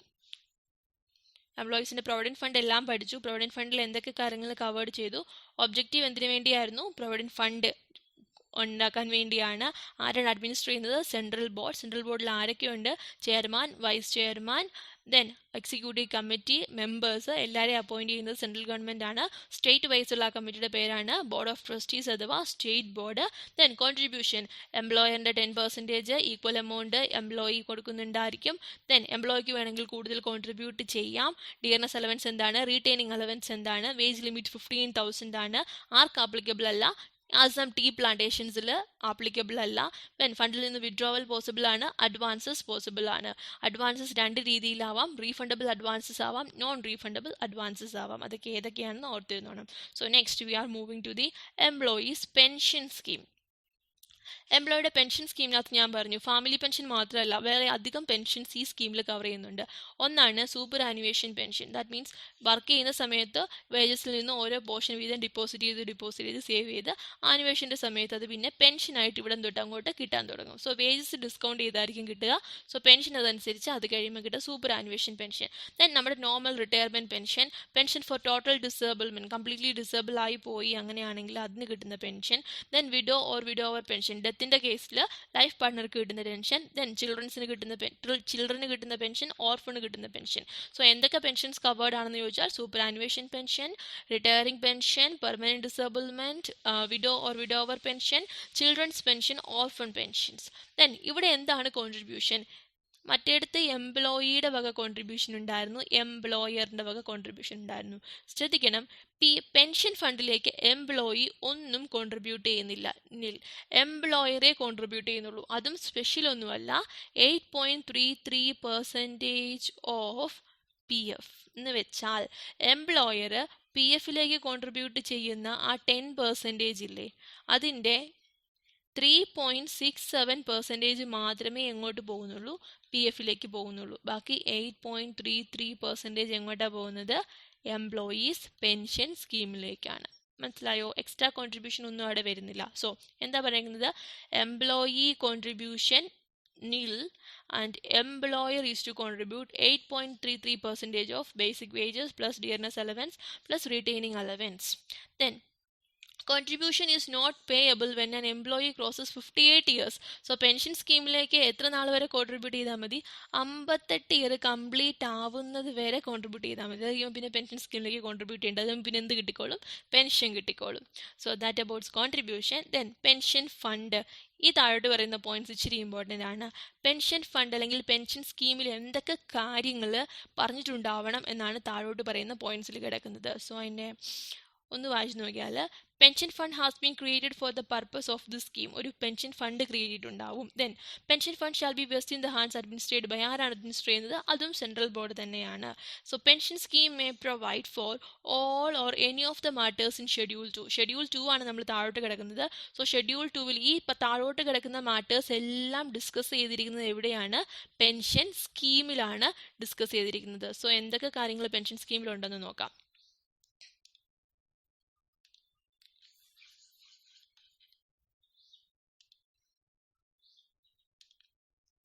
First one, to whom the pension scheme shall applicable. ആർക്കൊക്കെയാണ് പെൻഷൻ സ്കീമിൻ്റെ അണ്ടറിൽ വരുന്നത്? ആർക്കൊക്കെയാണ് പെൻഷൻ സ്കീമിൻ്റെ പ്രൊവിഷൻസിൽ വരാൻ ചാൻസസ് ഉള്ളത്? അതെവിടെ പറഞ്ഞിട്ടുണ്ടായിരിക്കും? സ്കീമിൽ പറഞ്ഞിട്ടുണ്ടായിരിക്കും. Then portion of employer contribution to the provident fund which shall be entitled to be pension fund and the manner in which it is credited. എംപ്ലോയറുടെ PF കോൺട്രിബ്യൂഷനിൽ എത്ര പെർസെൻറ്റേജ് PFിലേക്ക് റീഡയറക്റ്റ് ചെയ്യും, പെൻഷൻ സ്കീമിലേക്ക് റീഡയറക്റ്റ് ചെയ്യുന്നുണ്ടായിരിക്കും? 8.33% എന്ന് ഓൾറെഡി ഞാൻ പറഞ്ഞല്ലേ. ഇത് എവിടെയായിരിക്കും പറഞ്ഞിട്ടുള്ളത്? പെൻഷൻ സ്കീമിൻ്റെ അണ്ടറിലായിരിക്കും, അതിൽ ആ ഷെഡ്യൂളിലായിരിക്കും പറഞ്ഞിട്ടുള്ളത്. Then minimum qualifying services, minimum എത്ര വർഷം സർവീസ് ചെയ്താൽ പെൻഷൻ അർഹനാവും? 10 ഇയർ ആണ്. ഇത് എവിടെയായിരിക്കും പറഞ്ഞിട്ടുള്ളത്? പെൻഷൻ സ്കീമിൽ പറഞ്ഞിട്ടുണ്ടാവും. Then the manner in which the period of services for which no contribution is received. ഒരാൾ 25 ഇയേഴ്സ് വർക്ക് ചെയ്തു എങ്കിൽ 25 ഇയേഴ്സും പെൻഷൻ സ്കീമിലേക്ക് കോൺട്രിബ്യൂട്ട് ചെയ്യണം നിർബന്ധമുണ്ടോ? ഉണ്ടാവില്ല. സോ ആ പേ ചെയ്യാത്ത ഒരു 5 ഇയേഴ്സ് ഉണ്ടെന്ന് വിചാരിക്കുക, അതിനെ എങ്ങനെ ഡീൽ ചെയ്യണം? Next, protection against defaults in payment of contribution by employer. Employee അടയ്ക്കുന്നുണ്ടായിരുന്നു, പക്ഷേ എംപ്ലോയർ അടച്ചില്ല PFിലേക്ക്. സോ എംപ്ലോയർ അടച്ചില്ലെങ്കിൽ ഓട്ടോമാറ്റിക്കലി പെൻഷൻ സ്കീമിലേക്ക് എന്തെങ്കിലും കോൺട്രിബ്യൂഷൻ വന്നിട്ടുണ്ടാവില്ല. അങ്ങനെയാണെങ്കിൽ ആ കേസ് എങ്ങനെ ഡീൽ ചെയ്യണം? Then accounts of the pension fund shall be kept. എങ്ങനെ അക്കൗണ്ട്സ്, പെൻഷൻ ഫണ്ടിൻ്റെ അക്കൗണ്ട്സ് കാര്യങ്ങൾ എങ്ങനെ കീപ്പ് ചെയ്യണം? ഞാൻ പറഞ്ഞു, ഈ കിട്ടുന്ന എമൗണ്ട് പ്രോപ്പറായിട്ട് ഇൻവെസ്റ്റ് ചെയ്യണം അല്ലേ? എങ്ങനെ, ഏത് സ്കീമിൽ കറക്റ്റായിട്ട് ഇൻവെസ്റ്റ് ചെയ്യണം? ഈ കാര്യങ്ങളൊക്കെ എവിടെയായിരിക്കും കിടക്കുന്നത്? പെൻഷൻ സ്കീമിൽ കറക്റ്റായിട്ട്. സോ ആക്ട് പറയുകയാണ് ആരിതിൻ്റെ പ്രൊവിഷനിൽ വരുന്നു, എത്ര പെർസെൻറ്റേജ് കോൺട്രിബ്യൂട്ട് ചെയ്യണം, എങ്ങനെ അക്കൗണ്ട്സ് കീപ്പ് ചെയ്യണം, എവിടെ ഈ ഫണ്ട് ഇൻവെസ്റ്റ് ചെയ്യണം, ഈ വക കാര്യങ്ങളെല്ലാം നിങ്ങളുടെ സ്കീമിൽ കറക്റ്റായിട്ട് ഡിസ്ക്രൈബ് ചെയ്തിട്ടുണ്ടായിരിക്കണം. സോ ഓരോ ഓർഗനൈസേഷനും ഡിഫറെൻ്റ് ആയിട്ടുള്ളത് സ്കീംസ് കാണും. ആ സ്കീമിൽ ഇത്ര കാര്യങ്ങൾ നിർബന്ധമായിട്ടും വേണം എന്ന് ആക്ട് പറയുകയാണ് ചെയ്യുന്നത്. Then form in which employee shall furnish particulars about himself.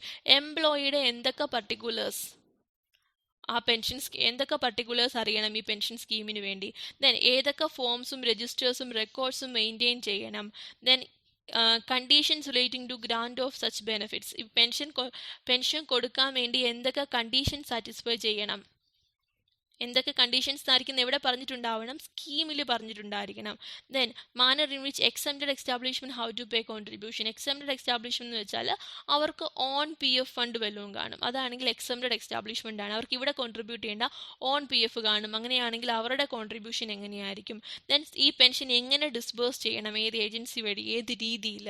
Then ഇത് അഡ്മിനിസ്റ്റർ ചെയ്യുന്നതിൻ്റെ എക്സ്പെൻസസ് കാണുമല്ലോ, അഡ്മിനിസ്ട്രേഷൻ എക്സ്പെൻസസ്, അത് എവിടുന്ന് അക്കൗണ്ട് ചെയ്യണം, ഏത് രീതിയിൽ ഡീൽ ചെയ്യണം. ബാക്കി ഇൻസിഡൻറ്റൽ അതർ മാറ്റേഴ്സ്, ഇൻസിഡൻ്റൽ ആയിട്ടുള്ള റിലേറ്റഡ് ആയിട്ടുള്ള മാറ്റേഴ്സ്, ഇത് കാര്യങ്ങളെല്ലാം ഇവിടെ പറഞ്ഞിട്ടുണ്ടായിരിക്കണം, പെൻഷൻ സ്കീമിൽ പറഞ്ഞിട്ടുണ്ടായിരിക്കണം. സോ പെൻഷൻ സ്കീമിൽ എന്തൊക്കെ കാര്യങ്ങൾ വേണം എന്നൊരു ക്വസ്റ്റ്യൻ ആയിട്ട് ചോദിച്ചാൽ എന്തൊക്കെ കാര്യങ്ങൾ വേണം, to whom the pension shall apply, and എംപ്ലോയറുടെ കോൺട്രിബ്യൂഷൻ, പ്രൊവിഡന്റ് ഫണ്ടിൽ നിന്നുള്ള കോൺട്രിബ്യൂഷനിൽ എത്ര എമൗണ്ട് ഇങ്ങോട്ട് വരണം, മിനിമം ക്വാളിഫയിങ് സർവീസ് എത്ര വേണം, ദെൻ കോൺട്രിബ്യൂഷൻ തരാത്ത ഇയറിനെ എങ്ങനെ ഡീൽ ചെയ്യണം, എംപ്ലോയർ കോൺട്രിബ്യൂഷൻ തന്നിട്ടില്ല എങ്കിൽ എംപ്ലോയിക്ക് എങ്ങനെ പ്രൊട്ടക്ഷൻ കിട്ടും, ദെൻ അപ്പോൾ പെൻഷൻ ഫണ്ടിൻ്റെ അക്കൗണ്ട്സ് എങ്ങനെ കീപ്പ് ചെയ്യണം, ഇൻവെസ്റ്റ്മെൻറ്റ് എവിടെ നടത്തണം, എംപ്ലോയിയുടെ എന്തൊക്കെ പർട്ടിക്കുലേഴ്സ് വേണം, ഏതൊക്കെ രജിസ്റ്റേഴ്സും റെക്കോർഡ്സും കീപ്പ് ചെയ്യണം, ദെൻ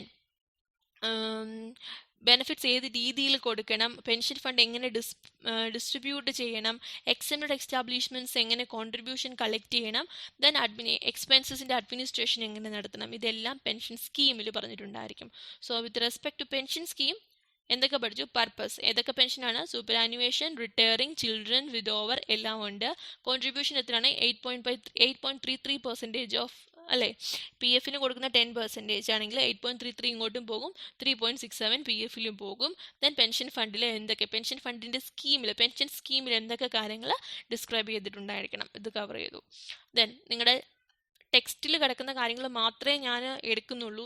ആക്ച്വലി ഈ ഒരു ആക്ട് പഠിക്കുമ്പോൾ ഒത്തിരി വേറെ വേറെ കാര്യങ്ങൾ പഠിക്കാനുണ്ട്. നിങ്ങളുടെ ടെക്സ്റ്റിൽ എന്തൊക്കെയാണോ കിടക്കുന്നത് അത് മാത്രമേ ഞാൻ എടുത്തു പോകുന്നുള്ളൂ. ആക്ച്വലി നിങ്ങളുടെ ടെക്സ്റ്റ് എന്ന് ഞാൻ പറയുന്നത് ഈ ഒരു സോഫ്റ്റ് കോപ്പിയാണ് ഞാൻ യൂസ് ചെയ്യുന്നത്. ആക്ച്വലി ഇതിൻ്റെ എഡിഷൻ ഒന്ന് ചെക്ക് ചെയ്യാം.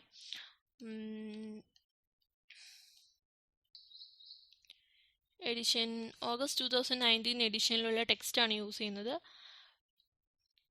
ആ ടെക്സ്റ്റിൽ എന്തൊക്കെ കവർ ചെയ്യുന്നുണ്ടോ അതെല്ലാം ഞാനും കവർ ചെയ്താണ് പോകുന്നത്. So next thing is employees deposit linked insurance scheme. Insurance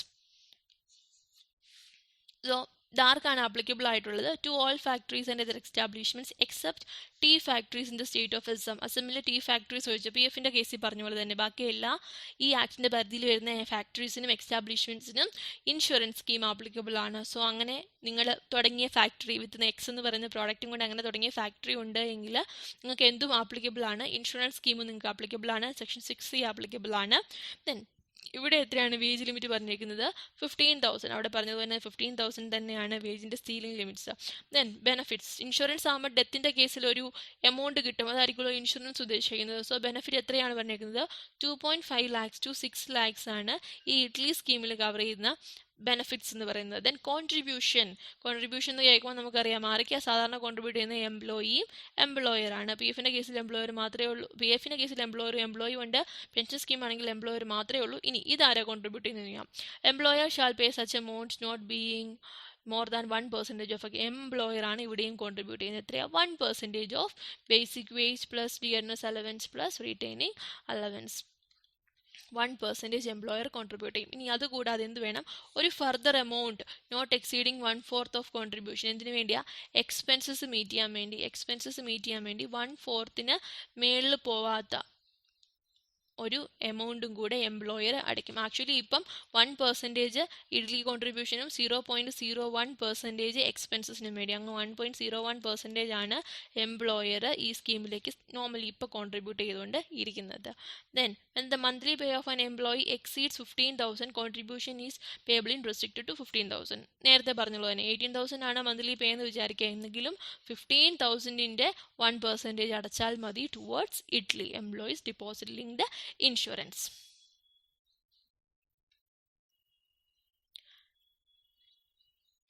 so 3 scheme കവറായി, കുറച്ച് ഡെഫിനിഷൻസ് കവേർഡായി, ആപ്ലിക്കബിലിറ്റി നോൺ ആപ്ലിക്കബിലിറ്റി ഓഫ് ആക്റ്റും കവറായി. ഇനി പറയുന്നത് ചില അതോറിറ്റീസിൻ്റെ കാര്യമാണ്. ഡിസ്പ്യൂട്ട്സ് ഉണ്ടാകുമ്പം ഏത് അതോറിറ്റിയിൽ പോകും, അവരുടെ കുറേ പ്രൊവിഷൻസ് ഒക്കെ. So first thing, determination of money due from employer. എംപ്ലോയറുടെ കയ്യിൽ നിന്ന് ഡ്യൂ ആകുന്ന മണി എങ്ങനെ ഡിറ്റർമൈൻ ചെയ്യാമെന്ന്. സോ എനി ഡിസ്പ്യൂട്ട്സ് എന്ന് പറയുമ്പോൾ ഏതൊക്കെ രീതിയിലാവാം, തിങ്ക് ചെയ്യുക, നിങ്ങളൊരു എംപ്ലോയിയുടെ പോയിന്റ് ഓഫ് വ്യൂവിൽ തിങ്ക് ചെയ്ത് നോക്കുക. എംപ്ലോയിയുടെ പോയിന്റ് ഓഫ് വ്യൂവിൽ തിങ്ക് ചെയ്ത് നോക്കുമ്പോൾ നിങ്ങൾക്ക് 1000 rupees പി എഫിലേക്ക് കോൺട്രിബ്യൂഷൻ നിങ്ങൾ അടച്ചത്. എംപ്ലോയർ എത്ര അടയ്ക്കണമായിരുന്നു? 1000 rupees പി എഫ് കോൺട്രിബ്യൂഷൻ അടയ്ക്കണമായിരുന്നു. ഇതിനകത്ത് 833 പെൻഷൻ സ്കീമിലേക്ക് പോകണമായിരുന്നു, ബാക്കി 367 പ്രൊവിഡൻറ്റ് ഫണ്ടിലേക്ക് പോകണമായിരുന്നു. ഇതായിരുന്നു ആക്ച്വലി നടക്കേണ്ടിയിരുന്നത്. പക്ഷേ എംപ്ലോയർ എന്താ പറയുന്നത്? പെൻഷൻ സ്കീം ഇല്ല, പെൻഷൻ സ്കീം ഞാൻ അടയ്ക്കാൻ ഉദ്ദേശിക്കുന്നില്ല, അതായതാന്ന് പറഞ്ഞിട്ട് എംപ്ലോയർ എത്ര മാത്രമേ അടച്ചുള്ളൂ? 367 മാത്രമേ അടച്ചുള്ളൂ. അങ്ങനെയാണെങ്കിൽ എന്താകും? ഡിസ്പ്യൂട്ട് ഉണ്ടാവും നിങ്ങളും എംപ്ലോയറും തമ്മിൽ, അല്ലേ? ഇനി അതല്ല, എംപ്ലോയർ പറഞ്ഞു 833 ആണ് ഞാൻ പി എഫിലേക്ക് അടയ്ക്കുന്നതെന്ന് പറഞ്ഞ് അത് അടച്ചു, അപ്പോഴും ഡിസ്പ്യൂട്ട് ആകും. അല്ലെങ്കിൽ എംപ്ലോയർ ഒന്നും അടയ്ക്കുന്നില്ല, അല്ലെങ്കിൽ എംപ്ലോയർ 1000 rupees കൊണ്ട് പെൻഷൻ സ്കീമിലാണ് ഡിപ്പോസിറ്റ് ചെയ്യുന്നത്. ഇങ്ങനെയൊക്കെ എന്തെങ്കിലുമൊക്കെ പ്രശ്നങ്ങൾ കാരണം എംപ്ലോയറും എംപ്ലോയിയും തമ്മിൽ ഡിസ്പ്യൂട്ട്സ് ഉണ്ട് എങ്കിൽ you can go to the authority, അല്ലേ? ഏതൊക്കെയാണ് അതോറിറ്റി കൺസേൺ നമ്മൾ ഓൾറെഡി പഠിച്ചു കഴിഞ്ഞു. ആ അതോറിറ്റി എന്ത് നടത്തും? ദേ വിൽ കണ്ടക്ട് എൻക്വയറി നടത്തിയിട്ട് എന്ത് ചെയ്യും? Determine the amount due from the employer. So അങ്ങനെയാണെങ്കിൽ എംപ്ലോയി ആവുന്ന നിങ്ങൾക്ക് എവിടെ പോകാം? അതോറിറ്റിയുടെ അടുത്ത് പോകാം. അതോറിറ്റി എൻക്വയറി കണ്ടക്ട് ചെയ്യും. എൻക്വയറി കണ്ടക്ട് ചെയ്ത് കഴിഞ്ഞിട്ട് എമൗണ്ട് ഡിറ്റർമൈൻ ചെയ്യും. Employer correct. അപ്പം അതോറിറ്റി ഈ കേസിൽ എന്ത് പറയും? എംപ്ലോയർ 1000 rupees അടയ്ക്കണം, അതിനകത്ത് 833 rupees പെൻഷൻ സ്കീമിലേക്കും 367 rupees പി എഫിലേക്കും പോകണം എന്ന് പറഞ്ഞ് എന്ന് പറഞ്ഞ് ഈ അതോറിറ്റി തീരുമാനിക്കും. അങ്ങനെയായിരിക്കും അതോറിറ്റിയിൽ നിന്ന് ഓർഡർ വരുന്നത്. So before passing such an order, അങ്ങനെ ഒരു ഓർഡർ ഇഷ്യൂ ചെയ്യുന്നതിന് മുമ്പ് എന്ത് കൊടുക്കും?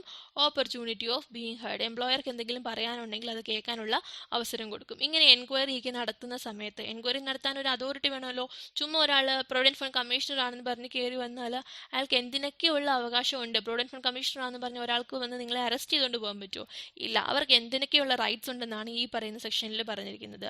Rights equal to that of a court. ഒരു കോർട്ടിന് CPC സിവിൽ പ്രൊസീജിയർ കോഡിൽ പറഞ്ഞിരിക്കുന്ന എല്ലാ റൈറ്റ്സും ആർക്കുമുണ്ട്?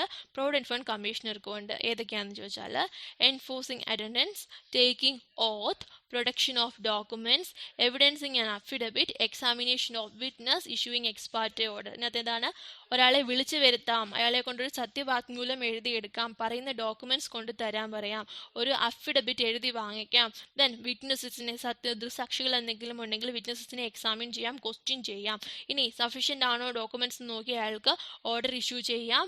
ദെൻ അല്ലെങ്കിൽ എക്സ്പാർട്ടി ഓർഡർ. എക്സ്പാർട്ടി ഓർഡർ എന്ന് വെച്ചാൽ ഇൻസഫിഷ്യൻ്റ് ആയിട്ടുള്ള ഇൻഫർമേഷൻസോ പേഴ്സൺസോ അല്ലെങ്കിൽ വിളിച്ചിട്ട് ആൾക്കാർ വരുന്നില്ല, അങ്ങനെ എന്തെങ്കിലും ഇൻസഫിഷ്യൻസി ഉണ്ട് എങ്കിൽ എന്ത് ഓർഡർ ഇഷ്യൂ ചെയ്യും? Ex parte order. അതൊരു ടെമ്പററി നേച്ചറിലുള്ള ഓർഡറാണ്. ഈ ഓർഡർ ഇഷ്യൂ ചെയ്യാം. ഇത്രയും റൈറ്റ്സ് ആർക്കുണ്ട്? അതോറിറ്റി അല്ലെങ്കിൽ നമ്മുടെ കമ്മീഷണർ, പ്രൊവിഡൻറ്റ് ഫണ്ട് കമ്മീഷണർക്ക് ഉണ്ട്. ഈ കമ്മീഷണറുടെ അടുത്തായിരിക്കും നിങ്ങൾ ഡിസ്പ്യൂട്ട്സ് ഉള്ള കേസും കൊണ്ട് പോകുന്നത്. അയാളായിരിക്കും കറക്റ്റ് എത്ര എംപ്ലോയർ എത്ര രൂപ അടയ്ക്കണമെന്ന് ഡിറ്റർമൈൻ ചെയ്യുന്നത്. ഇനി എംപ്ലോയറോട് ഇത് രണ്ടും അടയ്ക്കാൻ പറഞ്ഞാൽ 833 367 അങ്ങനെ 1000 rupees അടയ്ക്കാൻ പറഞ്ഞ് ഇഷ്യൂ ചെയ്തു? ഓർഡർ ഇഷ്യൂ ചെയ്തു. ഈ ഓർഡർ എക്സ്പാർട്ടി സഫീഷ്യൻറ്റ് ഡോക്യുമെന്റ്സ് ഒന്നും ഇല്ലാത്തത് കൊണ്ട് ഒരു എക്സ്പാർട്ടി ഡോക്യുമെന്റ്സ് ആയിട്ടാണ് ഇഷ്യൂ ചെയ്തിരിക്കുന്നതെങ്കിൽ ഇത് സെറ്റ് അസൈഡ് ചെയ്യാൻ അല്ലെങ്കിൽ ഇതിനെതിരായിട്ട് അപ്പീലോ എന്തെങ്കിലും പോകാം. ആർക്ക് പോകാം? എംപ്ലോയർക്ക് പോകാം. എത്ര നാൾ വരെ അതിന് സമയമുണ്ട്? 3 months. 3 monthsനുള്ളിൽ എംപ്ലോയർ അതിനെതിരെ എന്തെങ്കിലും ആക്ഷൻസ് എടുക്കാനുണ്ടെങ്കിൽ അതോറിറ്റിയെ മീറ്റ് ചെയ്യണം. ദെൻ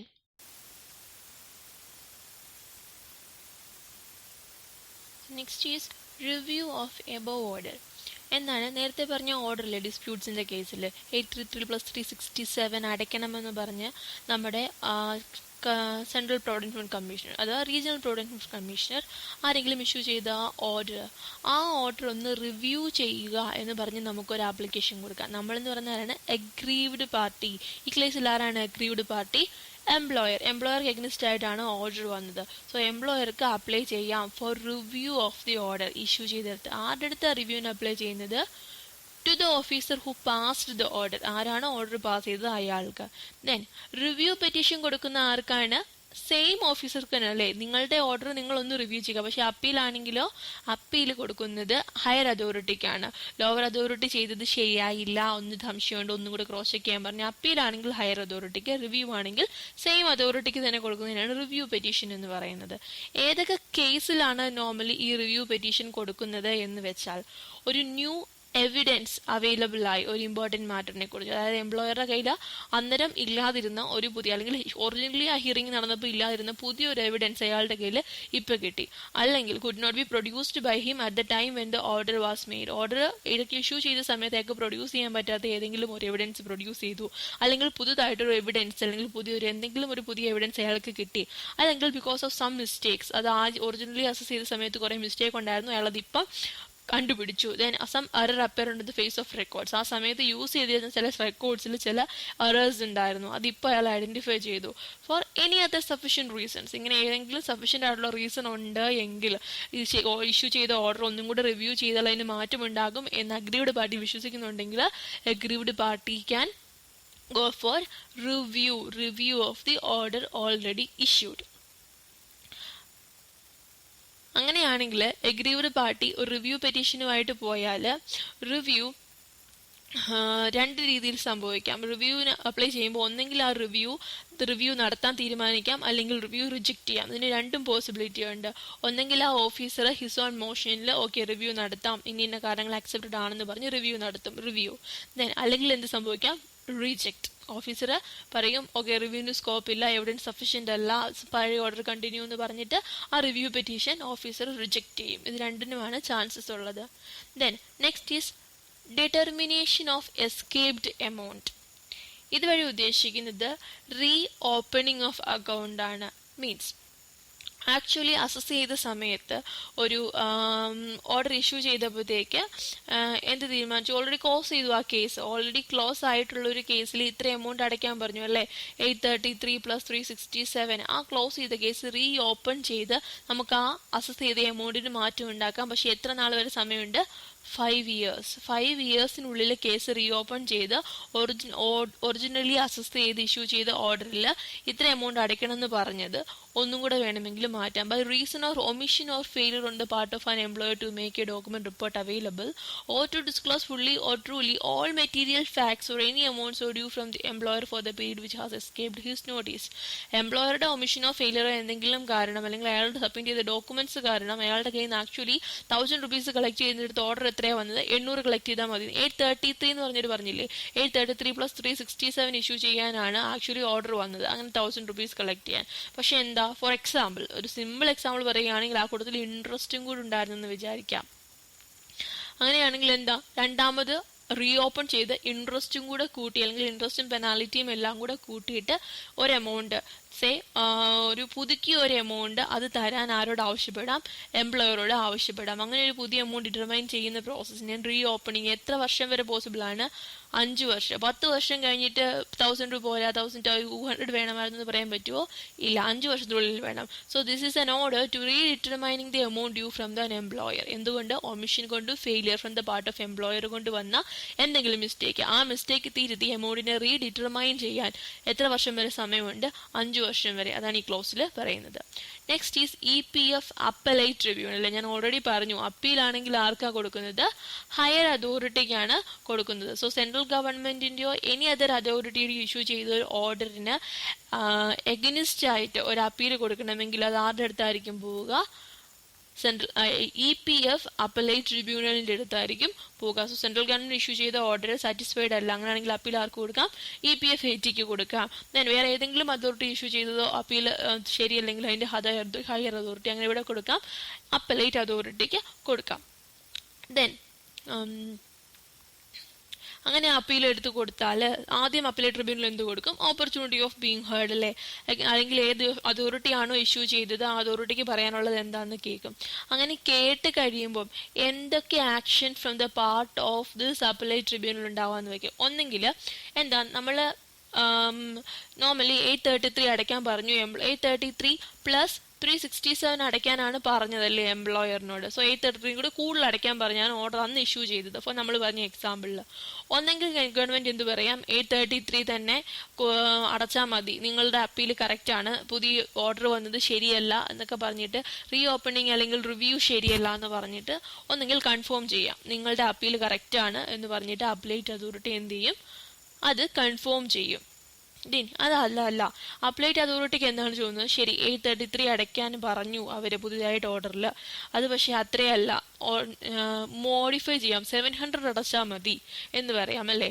സോ എന്ത് പറഞ്ഞു? ആക്ച്വലി വന്ന ഓർഡറിൽ 833 കൂടെ അടയ്ക്കാൻ പറഞ്ഞു.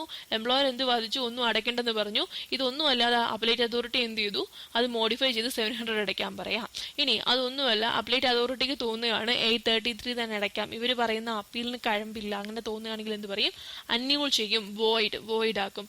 ഇനി അപ്ലൈറ്റ് അതോറിറ്റിക്ക് എന്തിനൊക്കെ റൈറ്റ് ഉണ്ട്? കൺഫേം ചെയ്യാം, മോഡിഫൈ ചെയ്യാം, അന്യൂൾ. ഇതൊന്നും അല്ലാതെ പുതിയൊരു റൈറ്റ് ഉണ്ട്. അതാണ് the right to refer the case back to the authority. എന്ത് ചെയ്യും? അപ്പീലേറ്റ് ട്രിബ്യൂണൽ ഇപ്പം ഒരു സെൻട്രൽ ഗവൺമെന്റോ നമ്മുടെ PF കമ്മീഷണറോ ഇഷ്യൂ ചെയ്തൊരു ഓർഡർ ആണെങ്കിൽ they will refer the case back to the authority. ആരാണോ ആ ഓർഡർ ഇഷ്യൂ ചെയ്തത് അവർക്ക് തന്നെ ആ കേസ് തിരിച്ച് റെഫർ ചെയ്യും. അവരോട് പറയും, ഒന്നും കൂടെ നിങ്ങളുടെ ഓർഡറിനെ ഞാൻ ഈ പറയുന്ന രീതിയിൽ ഒന്നും കൂടി ഒന്ന് അസസ് ചെയ്തിട്ട് എന്താ സംഭവിച്ചതെന്നുള്ളത് എന്നോട് പറയാൻ. സോ അപ്ലൈ അതോറിറ്റി സ്വയം കൺഫേം ചെയ്യില്ല, മോഡിഫൈ ചെയ്തില്ല, അന്യൂളും ചെയ്യില്ല. എന്ത് ചെയ്യും? തിരിച്ച് കേസ് റെഫർ ചെയ്തിട്ട് ഒപ്പീനിയൻ അല്ലെങ്കിൽ എന്താ പറയാനുള്ളതെന്ന് വെച്ചാൽ അത് കേൾക്കാൻ റെഡി ആയിട്ടിരിക്കും. സോ ഇതാണ് 4 action from the part of appellate tribunal: confirm, modify, annul or refer the case back to the authority. Then ഇങ്ങനെ ട്രൈബ്യൂണൽ ഇഷ്യൂ ചെയ്യുന്ന ഒരു ഓർഡർ അല്ലേ, ഈ കൺഫേമോ മോഡിഫൈ അന്യൂൾ എന്ത് വേണേലും ആട്ടെ, എത്ര നാള് വരെ ഇത് റെക്ടിഫൈ ചെയ്യാനുള്ള അവസരമുണ്ട്? 5 years. 5 years വരെ ട്രൈബ്യൂണലിന്റെ ഓർഡർ റെക്ടിഫൈ ചെയ്യാൻ പോസിബിൾ ആണ്, അപ്പലേറ്റ് ട്രിബ്യൂണലിന്റെ. ദെൻ ആർക്ക് വേണമെങ്കിലും പോയി അപ്പീൽ കൊടുക്കാമെന്നുള്ള അവസ്ഥയാണെങ്കിൽ എന്ത് സംഭവിക്കും? എല്ലാവരും എല്ലാ ഓർഡേഴ്സിനും വെഗനിസ്റ്റ് ആയിട്ട് അപ്പീൽ കൊടുത്തുകൊണ്ടേ ഇരിക്കും അല്ലേ. കാരണം അപ്പീൽ പീരീഡിൽ പിന്നെ ആ പേയ്മെന്റ് അടയ്ക്കണ്ടല്ലോ. 833 അടയ്ക്കാൻ കഴിയില്ലെങ്കിൽ എന്ത് ചെയ്യും? അപ്പീലിന്റെ മേളിൽ അപ്പീൽ കൊടുത്തുകൊണ്ടിരിക്കും. അത് അവോയ്ഡ് ചെയ്യാൻ എന്ത് പറഞ്ഞിട്ടുണ്ട് ഇവിടെ? If no appeal by an employer shall be entertained unless he has deposited with 75% of the amount. 833 കൂടുതൽ അടയ്ക്കാനാണ് ഒൻഷ്യൽ ഓർഡർ വന്നതെങ്കിൽ 833 75% ഡിപ്പോസിറ്റ് ചെയ്ത് കഴിഞ്ഞിട്ടേ എന്ത് ചെയ്യാൻ പറ്റത്തുള്ളൂ? അപ്പീൽ കൊടുക്കാൻ പറ്റത്തുള്ളൂ. എന്തിനു വേണ്ടി ആ ഡിപ്പോസിറ്റ് എന്ന് പറഞ്ഞൊരു ഐഡിയ അവിടെ കൊണ്ടുവന്നേക്കുന്നതെന്ന് വെച്ചാൽ അൺനെസസറി ആയിട്ട് കാണുന്നവരും വരുന്നവരും എല്ലാവരും പോയി അപ്പീൽ ചെയ്യാതിരിക്കാൻ വേണ്ടിയുള്ളൊരു മാർഗമായിട്ടാണ് ഡിപ്പോസിറ്റ് വെച്ചിരിക്കുന്നത്. റീഫണ്ടബിൾ ആണ്, കേസ് ജയിക്കുമ്പോൾ അത് തിരിച്ചു കിട്ടും. ദെൻ ട്രിബ്യൂണലിന് എന്ത് ചെയ്യാനുള്ള റൈറ്റ്സ് ഉണ്ട്? ആ 75 ഡിപ്പോസിറ്റ് എന്നുള്ള ആ എമൗണ്ട് അതൊന്നെങ്കിലും റെഡ്യൂസ് ചെയ്യാനോ വേവ് ചെയ്യാനോ എല്ലാം ഉള്ള റൈറ്റ് അപ്പലേറ്റ് അതോറിറ്റിക്ക് ഉണ്ട്. ദെൻ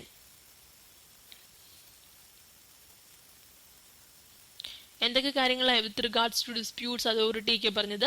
ആദ്യം നമ്മൾ പറഞ്ഞു determination of money due from the employer അല്ലെ. ഡിസ്പ്യൂട്ട്സ് ഉണ്ടെങ്കിൽ അതോറിറ്റിയുടെ അടുത്ത് പോകാം, അതോറിറ്റി എൻക്വയറി നടത്തും, എമൗണ്ട് ഡിറ്റർമൈൻ ചെയ്യും, ഓപ്പർച്യൂണിറ്റി ഓഫ് ബീങ് ഹേർഡ് കൊടുക്കും. കോർട്ടിന്റെ പവേഴ്സ് ഉണ്ട് ഈ കാര്യങ്ങളെല്ലാം ചെയ്യുന്നത്. എന്തൊക്കെയാണ് കോർട്ടിന്റെ പവേഴ്സിൽ വരുന്നത്?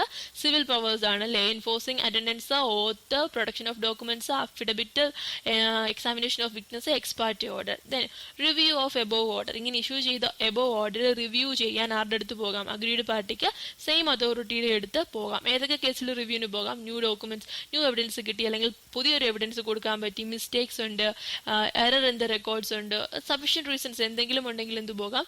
റിവ്യൂ പെറ്റീഷന് പോകാം. Then determination of escaped amount escape ചെയ്തിട്ടുണ്ട് എന്ന് തോന്നുകയാണ് because of omission of failure from the part of employer. അങ്ങനെയാണ് എങ്കിൽ റീ ഓപ്പണിങ്ങിന് എത്ര നാൾ വരെ അവസരമുണ്ട്? 5 വർഷം വരെ അല്ലെ. 5 വർഷം വരെ എന്തിന് സമയമുണ്ട്? റീ ഓപ്പൺ ചെയ്യാനുള്ള സമയമുണ്ട്. എന്തിനു വേണ്ടിയാണ് റീ ഓപ്പൺ ചെയ്യുന്നത്? To the redetermination of amount due from the employer. Then EPF appellate tribunal last വന്നതല്ലേ. എന്താണ് അപ്പലേറ്റ് ട്രിബ്യൂണൽ? അപ്പീൽ ഉണ്ടെങ്കിൽ സെൻട്രൽ ഗവൺമെന്റോ അതോറിറ്റിയോ എഗനിസ്റ്റ് ആയിട്ടുള്ള അപ്പീൽ ഉണ്ടെങ്കിൽ ആരുടെ അടുത്താണ് പോകുന്നത്? EPF അപ്പലേറ്റ് ട്രിബ്യൂണലിന്റെ അടുത്താണ് പോകുന്നത്. ദെൻ അപ്പലേറ്റ് ട്രിബ്യൂണൽ സെൻട്രൽ ഗവൺമെന്റിന്റെ അടുത്ത് പോകും. ഇവിടെ ഇപ്പോൾ 75% ഡിപ്പോസിറ്റ്സ് ഇടണം അപ്പീലിന് പോകണമെങ്കിൽ. ഇവർ എന്തൊക്കെ ആക്ഷൻസ് എടുക്കാൻ ചാൻസ് ഉണ്ട്? ഒന്നെങ്കിൽ അത് ഓൾറെഡി നമ്മുടെ അപ്പീലിനെ അവർ കൺഫേം ചെയ്യും, അല്ലെങ്കിൽ അന്യൂൾ ചെയ്യും, അല്ലെങ്കിൽ അത് റെഫർ ബാക്ക് ചെയ്യും, അല്ലെങ്കിൽ മോഡിഫൈ ചെയ്യും. ദെൻ ഇനി ഷോർട്ട് നോട്ട്സ് പോലെ ചോദിക്കാൻ ചാൻസ് ഉള്ള കുറച്ച് ഹെഡ്സ് ആണ് ഇനി പറയാൻ പോകുന്നത്. First one is protection against attachments. Amount standing to the credit of the member fund shall not in any way be capable of being assigned or charged. എന്താ പറഞ്ഞിരിക്കുന്നത്? PF അക്കൗണ്ടിൽ കിടക്കുന്ന ബാലൻസിൽ എല്ലാ വർഷവും മന്ത്ലി പോകുന്നത് ഒരു ബാങ്ക് ലോൺ എടുത്തതിന്റെ പേരിൽ അത് തിരിച്ചടയ്ക്കാത്തതിന്റെ പേരിൽ ജപ്തി വരുമ്പോൾ സമയത്ത് അല്ലെങ്കിൽ പ്രോപ്പർട്ടി അറ്റാച്ച് ചെയ്യുന്ന സമയത്ത് ഈ PF കിടക്കുന്ന ഡിപ്പോസിറ്റ് എമൗണ്ട് അറ്റാച്ച് ചെയ്യുമോ? ഇല്ല. എഫ് ഡി വല്ലതും ഉണ്ടെങ്കിൽ അത് ആദ്യം തന്നെ ബാങ്കുകാർ അറ്റാച്ച് ചെയ്തുകൊണ്ട് പോകും, അത് ലോണിലേക്ക് അഡ്ജസ്റ്റ് ആകും. പക്ഷേ പി എഫിൽ കിടക്കുന്ന ബാലൻസ് അറ്റാച്ച് ചെയ്യാൻ പറ്റുമോ? പി എഫിൽ കിടക്കുന്ന ബാലൻസ് അറ്റാച്ച് ചെയ്യാൻ പറ്റത്തില്ല. Because it is not capable of being assigned or charge. അതിൻ്റെ മേളിൽ ഒരു ചാർജും ക്രിയേറ്റ് ചെയ്യാൻ പറ്റത്തില്ല. It's a completely safe deposits അല്ലേ.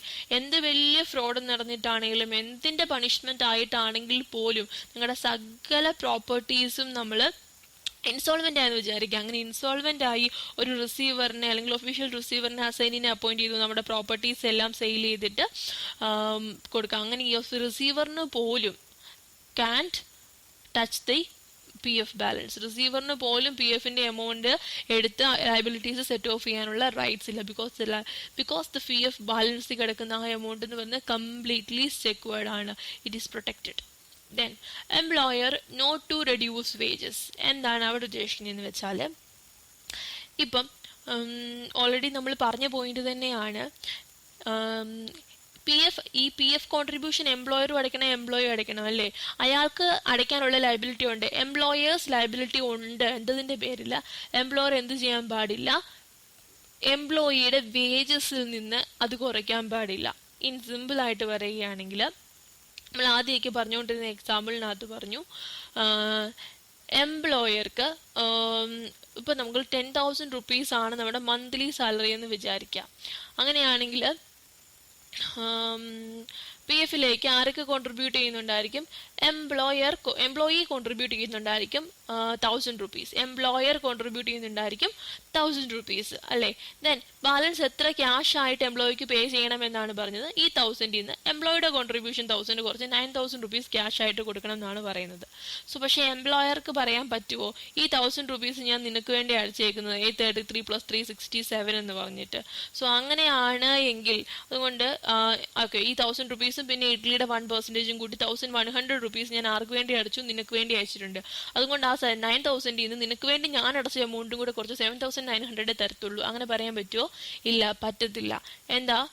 ബിക്കോസ് അത് എംപ്ലോയറുടെ ഉത്തരവാദിത്തമാണ്. Employer is not allowed to reduce wages directly or indirectly because of his liability for the payment of contribution. Then next is transfer of accounts. Simple concept ആണ്, just ഞാൻ പറഞ്ഞുതരാം. Old firm work ചെയ്തുകൊണ്ടിരുന്നത്, old firm ഒരു X എന്ന് പറഞ്ഞ ഫേമിലാണ് work ചെയ്തുകൊണ്ടിരുന്നത് ഒരാൾ. അവിടെ നിന്ന് അവിടെ പുതിയൊരു ഫേമിലേക്ക് അല്ലെങ്കിൽ പുതിയൊരു കമ്പനിയിലേക്ക് മാറി. ഈ ഓൾഡ് ഫേമിൽ എന്തുണ്ടായിരുന്നു? ഇ പി എഫ് ആക്ട് പ്രകാരമുള്ള പി എഫ് സ്കീംസും പി എഫ് അക്കൗണ്ടും എല്ലാം ഉണ്ട്, അയാൾ അതിലേക്ക് ഫണ്ട് ഇടുന്നുണ്ടായിരുന്നു. പക്ഷെ പുതിയ കമ്പനിയിൽ പി എഫ് സ്കീം പ്രകാരമുള്ള ഇ പി എഫ് ആക്ട് പ്രകാരമുള്ള സ്കീമിൽ അവരുടെ കമ്പനിയുടെ on P F account, private P F account ആണ് ഉണ്ടായിരുന്നത്. അങ്ങനെയാണെങ്കിൽ ഒരാൾ പഴയ കമ്പനിയിൽ നിന്ന് പുതിയതിലേക്ക് മാറുമ്പോൾ ഈ പി എഫിൽ കിടക്കുന്ന ബാലൻസ് എങ്ങോട്ട് മാറ്റാം? പുതിയ കമ്പനിയുടെ ഓൺ പി എഫ്, പുതിയ വൈ എന്ന് പറയുന്ന കമ്പനിയുടെ ഓൺ പി എഫ് സ്കീമിലേക്ക് ട്രാൻസ്ഫർ ചെയ്യാം. ഇനി തിരിച്ചും വൈയിൽ നിന്ന് എക്സിലേക്കാണ് പോകുന്നത് വയ്ക്കുക, അതായത് പ്രൈവറ്റ് പി എഫ് ഉള്ളതിൽ നിന്ന് ഇ പി എഫിലേക്കാണ് പോകുന്നതെങ്കിലും ആ പ്രൈവറ്റ് പി എഫിൽ നിന്ന് ഇ പി എഫ് അക്കൗണ്ടിലേക്ക് ഫണ്ട് ട്രാൻസ്ഫർ ചെയ്യാം. അതിനൊന്നും ഇഷ്യൂസ് ഇല്ല. സബ്ജക്ട് ടു വൺ കണ്ടീഷൻ, എവിടെ? ആ പ്രൈവറ്റ് പി എഫിന്റെ സ്കീം അത് അംഗീകരിക്കണം എന്ന് മാത്രമേ ഉള്ളൂ. ഇനി പറയാൻ പോകുന്നത് next penalties for avoiding payment avoid ചെയ്യാൻ വേണ്ടി ഫോൾസ് സ്റ്റേറ്റ്മെന്റോ 15,000 ബിലോ പേയ്മെന്റ് വന്നാലാണ് പി എഫ് ഡിഡക്ട് ചെയ്യേണ്ടത് അല്ലേ. സോ ഒരു എംപ്ലോയർ എന്ത് കാണിച്ചു? എല്ലാ എംപ്ലോയീസിനും 15,100 ആണ് വേജസ് എന്ന് പറഞ്ഞൊരു ഫോൾസ് സ്റ്റേറ്റ്മെന്റ് ഉണ്ടാക്കി കാണിച്ചു four the purpose of avoiding E P F അല്ലേ. അങ്ങനെയാണെങ്കിൽ പണിഷ്മെന്റ് എത്രയാണ്? 1 year, 5,000 ഓർ ബോത്ത്. ഇതെല്ലാം മാക്സിമം ആണ്. Maximum 1 year, maximum 5,000 or both. Next, an employer who contravenes or make defaults in complying with the provisions of section 6. നമ്മുടെ സ്കീംസിൽ പറയുന്നതാണ്. ആ സ്കീമിൽ default ആരുണ്ടാക്കിയാൽ employer ആണ് ഡിഫോൾട്ട് ചെയ്യുന്നതെങ്കിൽ imprisonment not less than 6 months. 6 months കുറയത്തില്ല, 6 months above, then 5,000 rupees. Then any person who contravenes make default, employer അല്ല ഏത് person contravene ചെയ്താലും in complying with the section, imprisonment maximum 1 year, fine 4,000 or both. Then no other penalty. ഒരിടത്തും correct ആയിട്ട് penalty പറഞ്ഞിട്ടില്ലെങ്കിൽ blanket penalty sections എന്താ വരുന്നത്? imprisonment 6 months but which shall not be less than 1 month. 1 monthന് താഴെ പോകത്തില്ല. 1 month to 6 months, then 5,000 rupees. അതായിരിക്കും specifically ഒന്നും പറയാത്തത്. The next is if A person committing an offence under this act is A company. എന്താ പറഞ്ഞേക്കുന്നത്? Company ആണ് എന്നെങ്കിൽ imprisonment ഒക്കെ കമ്പനിയെ പിടിച്ചിടാൻ പറ്റുമോ? ഇല്ല. ആരായിരിക്കും? Every person who at the time of offence was committing was in charge of. So കമ്പനിക്ക് ഇംപ്രിസൺമെന്റ് ഉണ്ടോ? ഇല്ല. ആരെയായിരിക്കും ഇംപ്രിസൺ ചെയ്യുന്നത്? The person who is in charge, who was responsible to the company for the conduct of business of the company. So ഓഫീസർക്ക് imprisonment, കമ്പനിക്ക് ഫൈനേ വരത്തുള്ളൂ. ഓഫീസർക്ക് ഫൈനും ഇംപ്രിസൺമെന്റും വരാം അല്ലേ? അതാണ് കമ്പനി ആണെങ്കിൽ എന്നുള്ള കേസ് സ്പെഷ്യൽ ആയിട്ട് പറഞ്ഞേക്കുന്നത്. സോ ഓഫീസ് പ്ലസ് കമ്പനിക്ക് ഫൈൻ വരും, ഓഫീസർക്ക് ഇംപ്രിസൺമെന്റും വരും. പെനാൽറ്റീസിൻ്റേത് ജസ്റ്റ് ഒന്ന് ഓർത്തിരിക്കുക, ജസ്റ്റ് ഒന്ന് വായിച്ചു നോക്കുക, ഓർത്തെടുക്കാൻ പറ്റുന്ന എഴുതുക. എല്ലാ പെനാൽറ്റീസും ഇരുന്ന് പഠിക്കാൻ ഞാൻ പറയുന്നില്ല, അങ്ങോട്ടും ഇങ്ങോട്ടും മാറിപ്പോകാൻ ചാൻസ് ഉണ്ട്. ഇനി ടെസ്റ്റ് യുവർ നോളജ് വെച്ചിട്ട് നമുക്ക് ഇതുവരെ പഠിച്ചതെല്ലാം ഓർത്തെടുക്കാൻ പറ്റുന്നുണ്ടോ എന്ന് ജസ്റ്റ് ഒന്ന് നോക്കാം. സോ ഈ ഒരു ടെക്സ്റ്റ് ഇത് ബുക്കിൽ ഒന്നും കൂടെ എഴുതിയെടുക്കുക നിങ്ങൾ, എന്നിട്ട് ഇത് വെച്ചിട്ട് വേണം റിവിഷൻ ചെയ്യാൻ വേണ്ടി. So first one is objective. എന്തുവേണ്ടിയായിരുന്നു ഒബ്ജക്റ്റീവ്?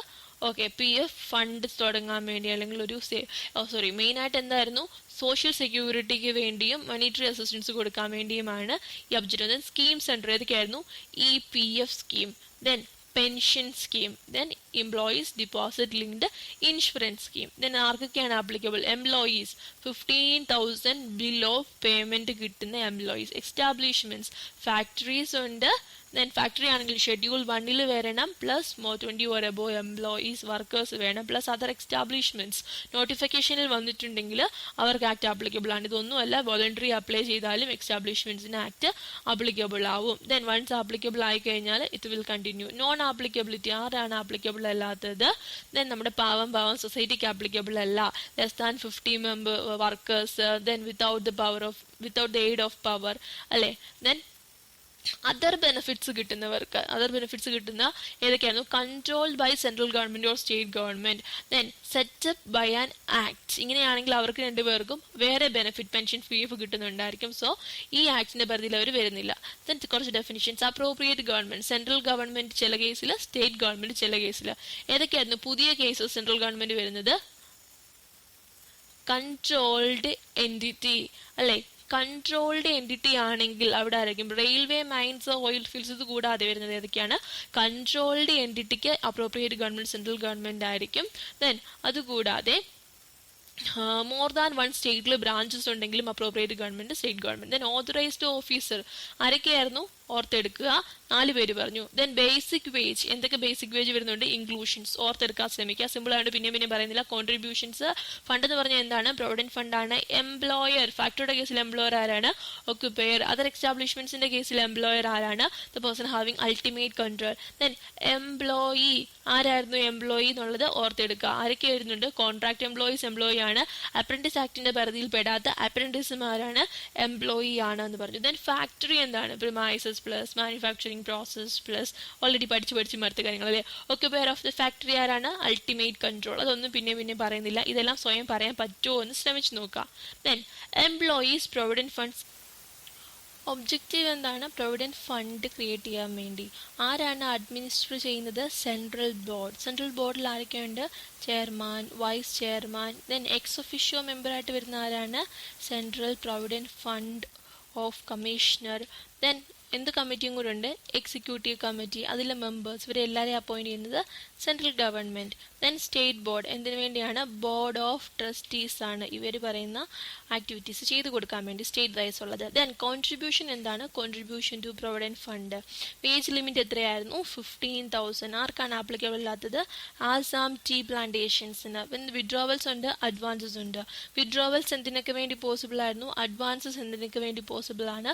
അഡ്വാൻസസിൽ റീഫണ്ടബിൾ അഡ്വാൻസസ് ഏതൊക്കെയാണ്? നോൺ റീഫണ്ടബിൾ അഡ്വാൻസസ് ഏതൊക്കെയാണ്? ഇത് ഏതൊക്കെയാണെന്ന് പറഞ്ഞു നോക്കാം, ഞാൻ പിന്നെ ലിസ്റ്റ് ഡൗൺ ചെയ്യുന്നില്ല.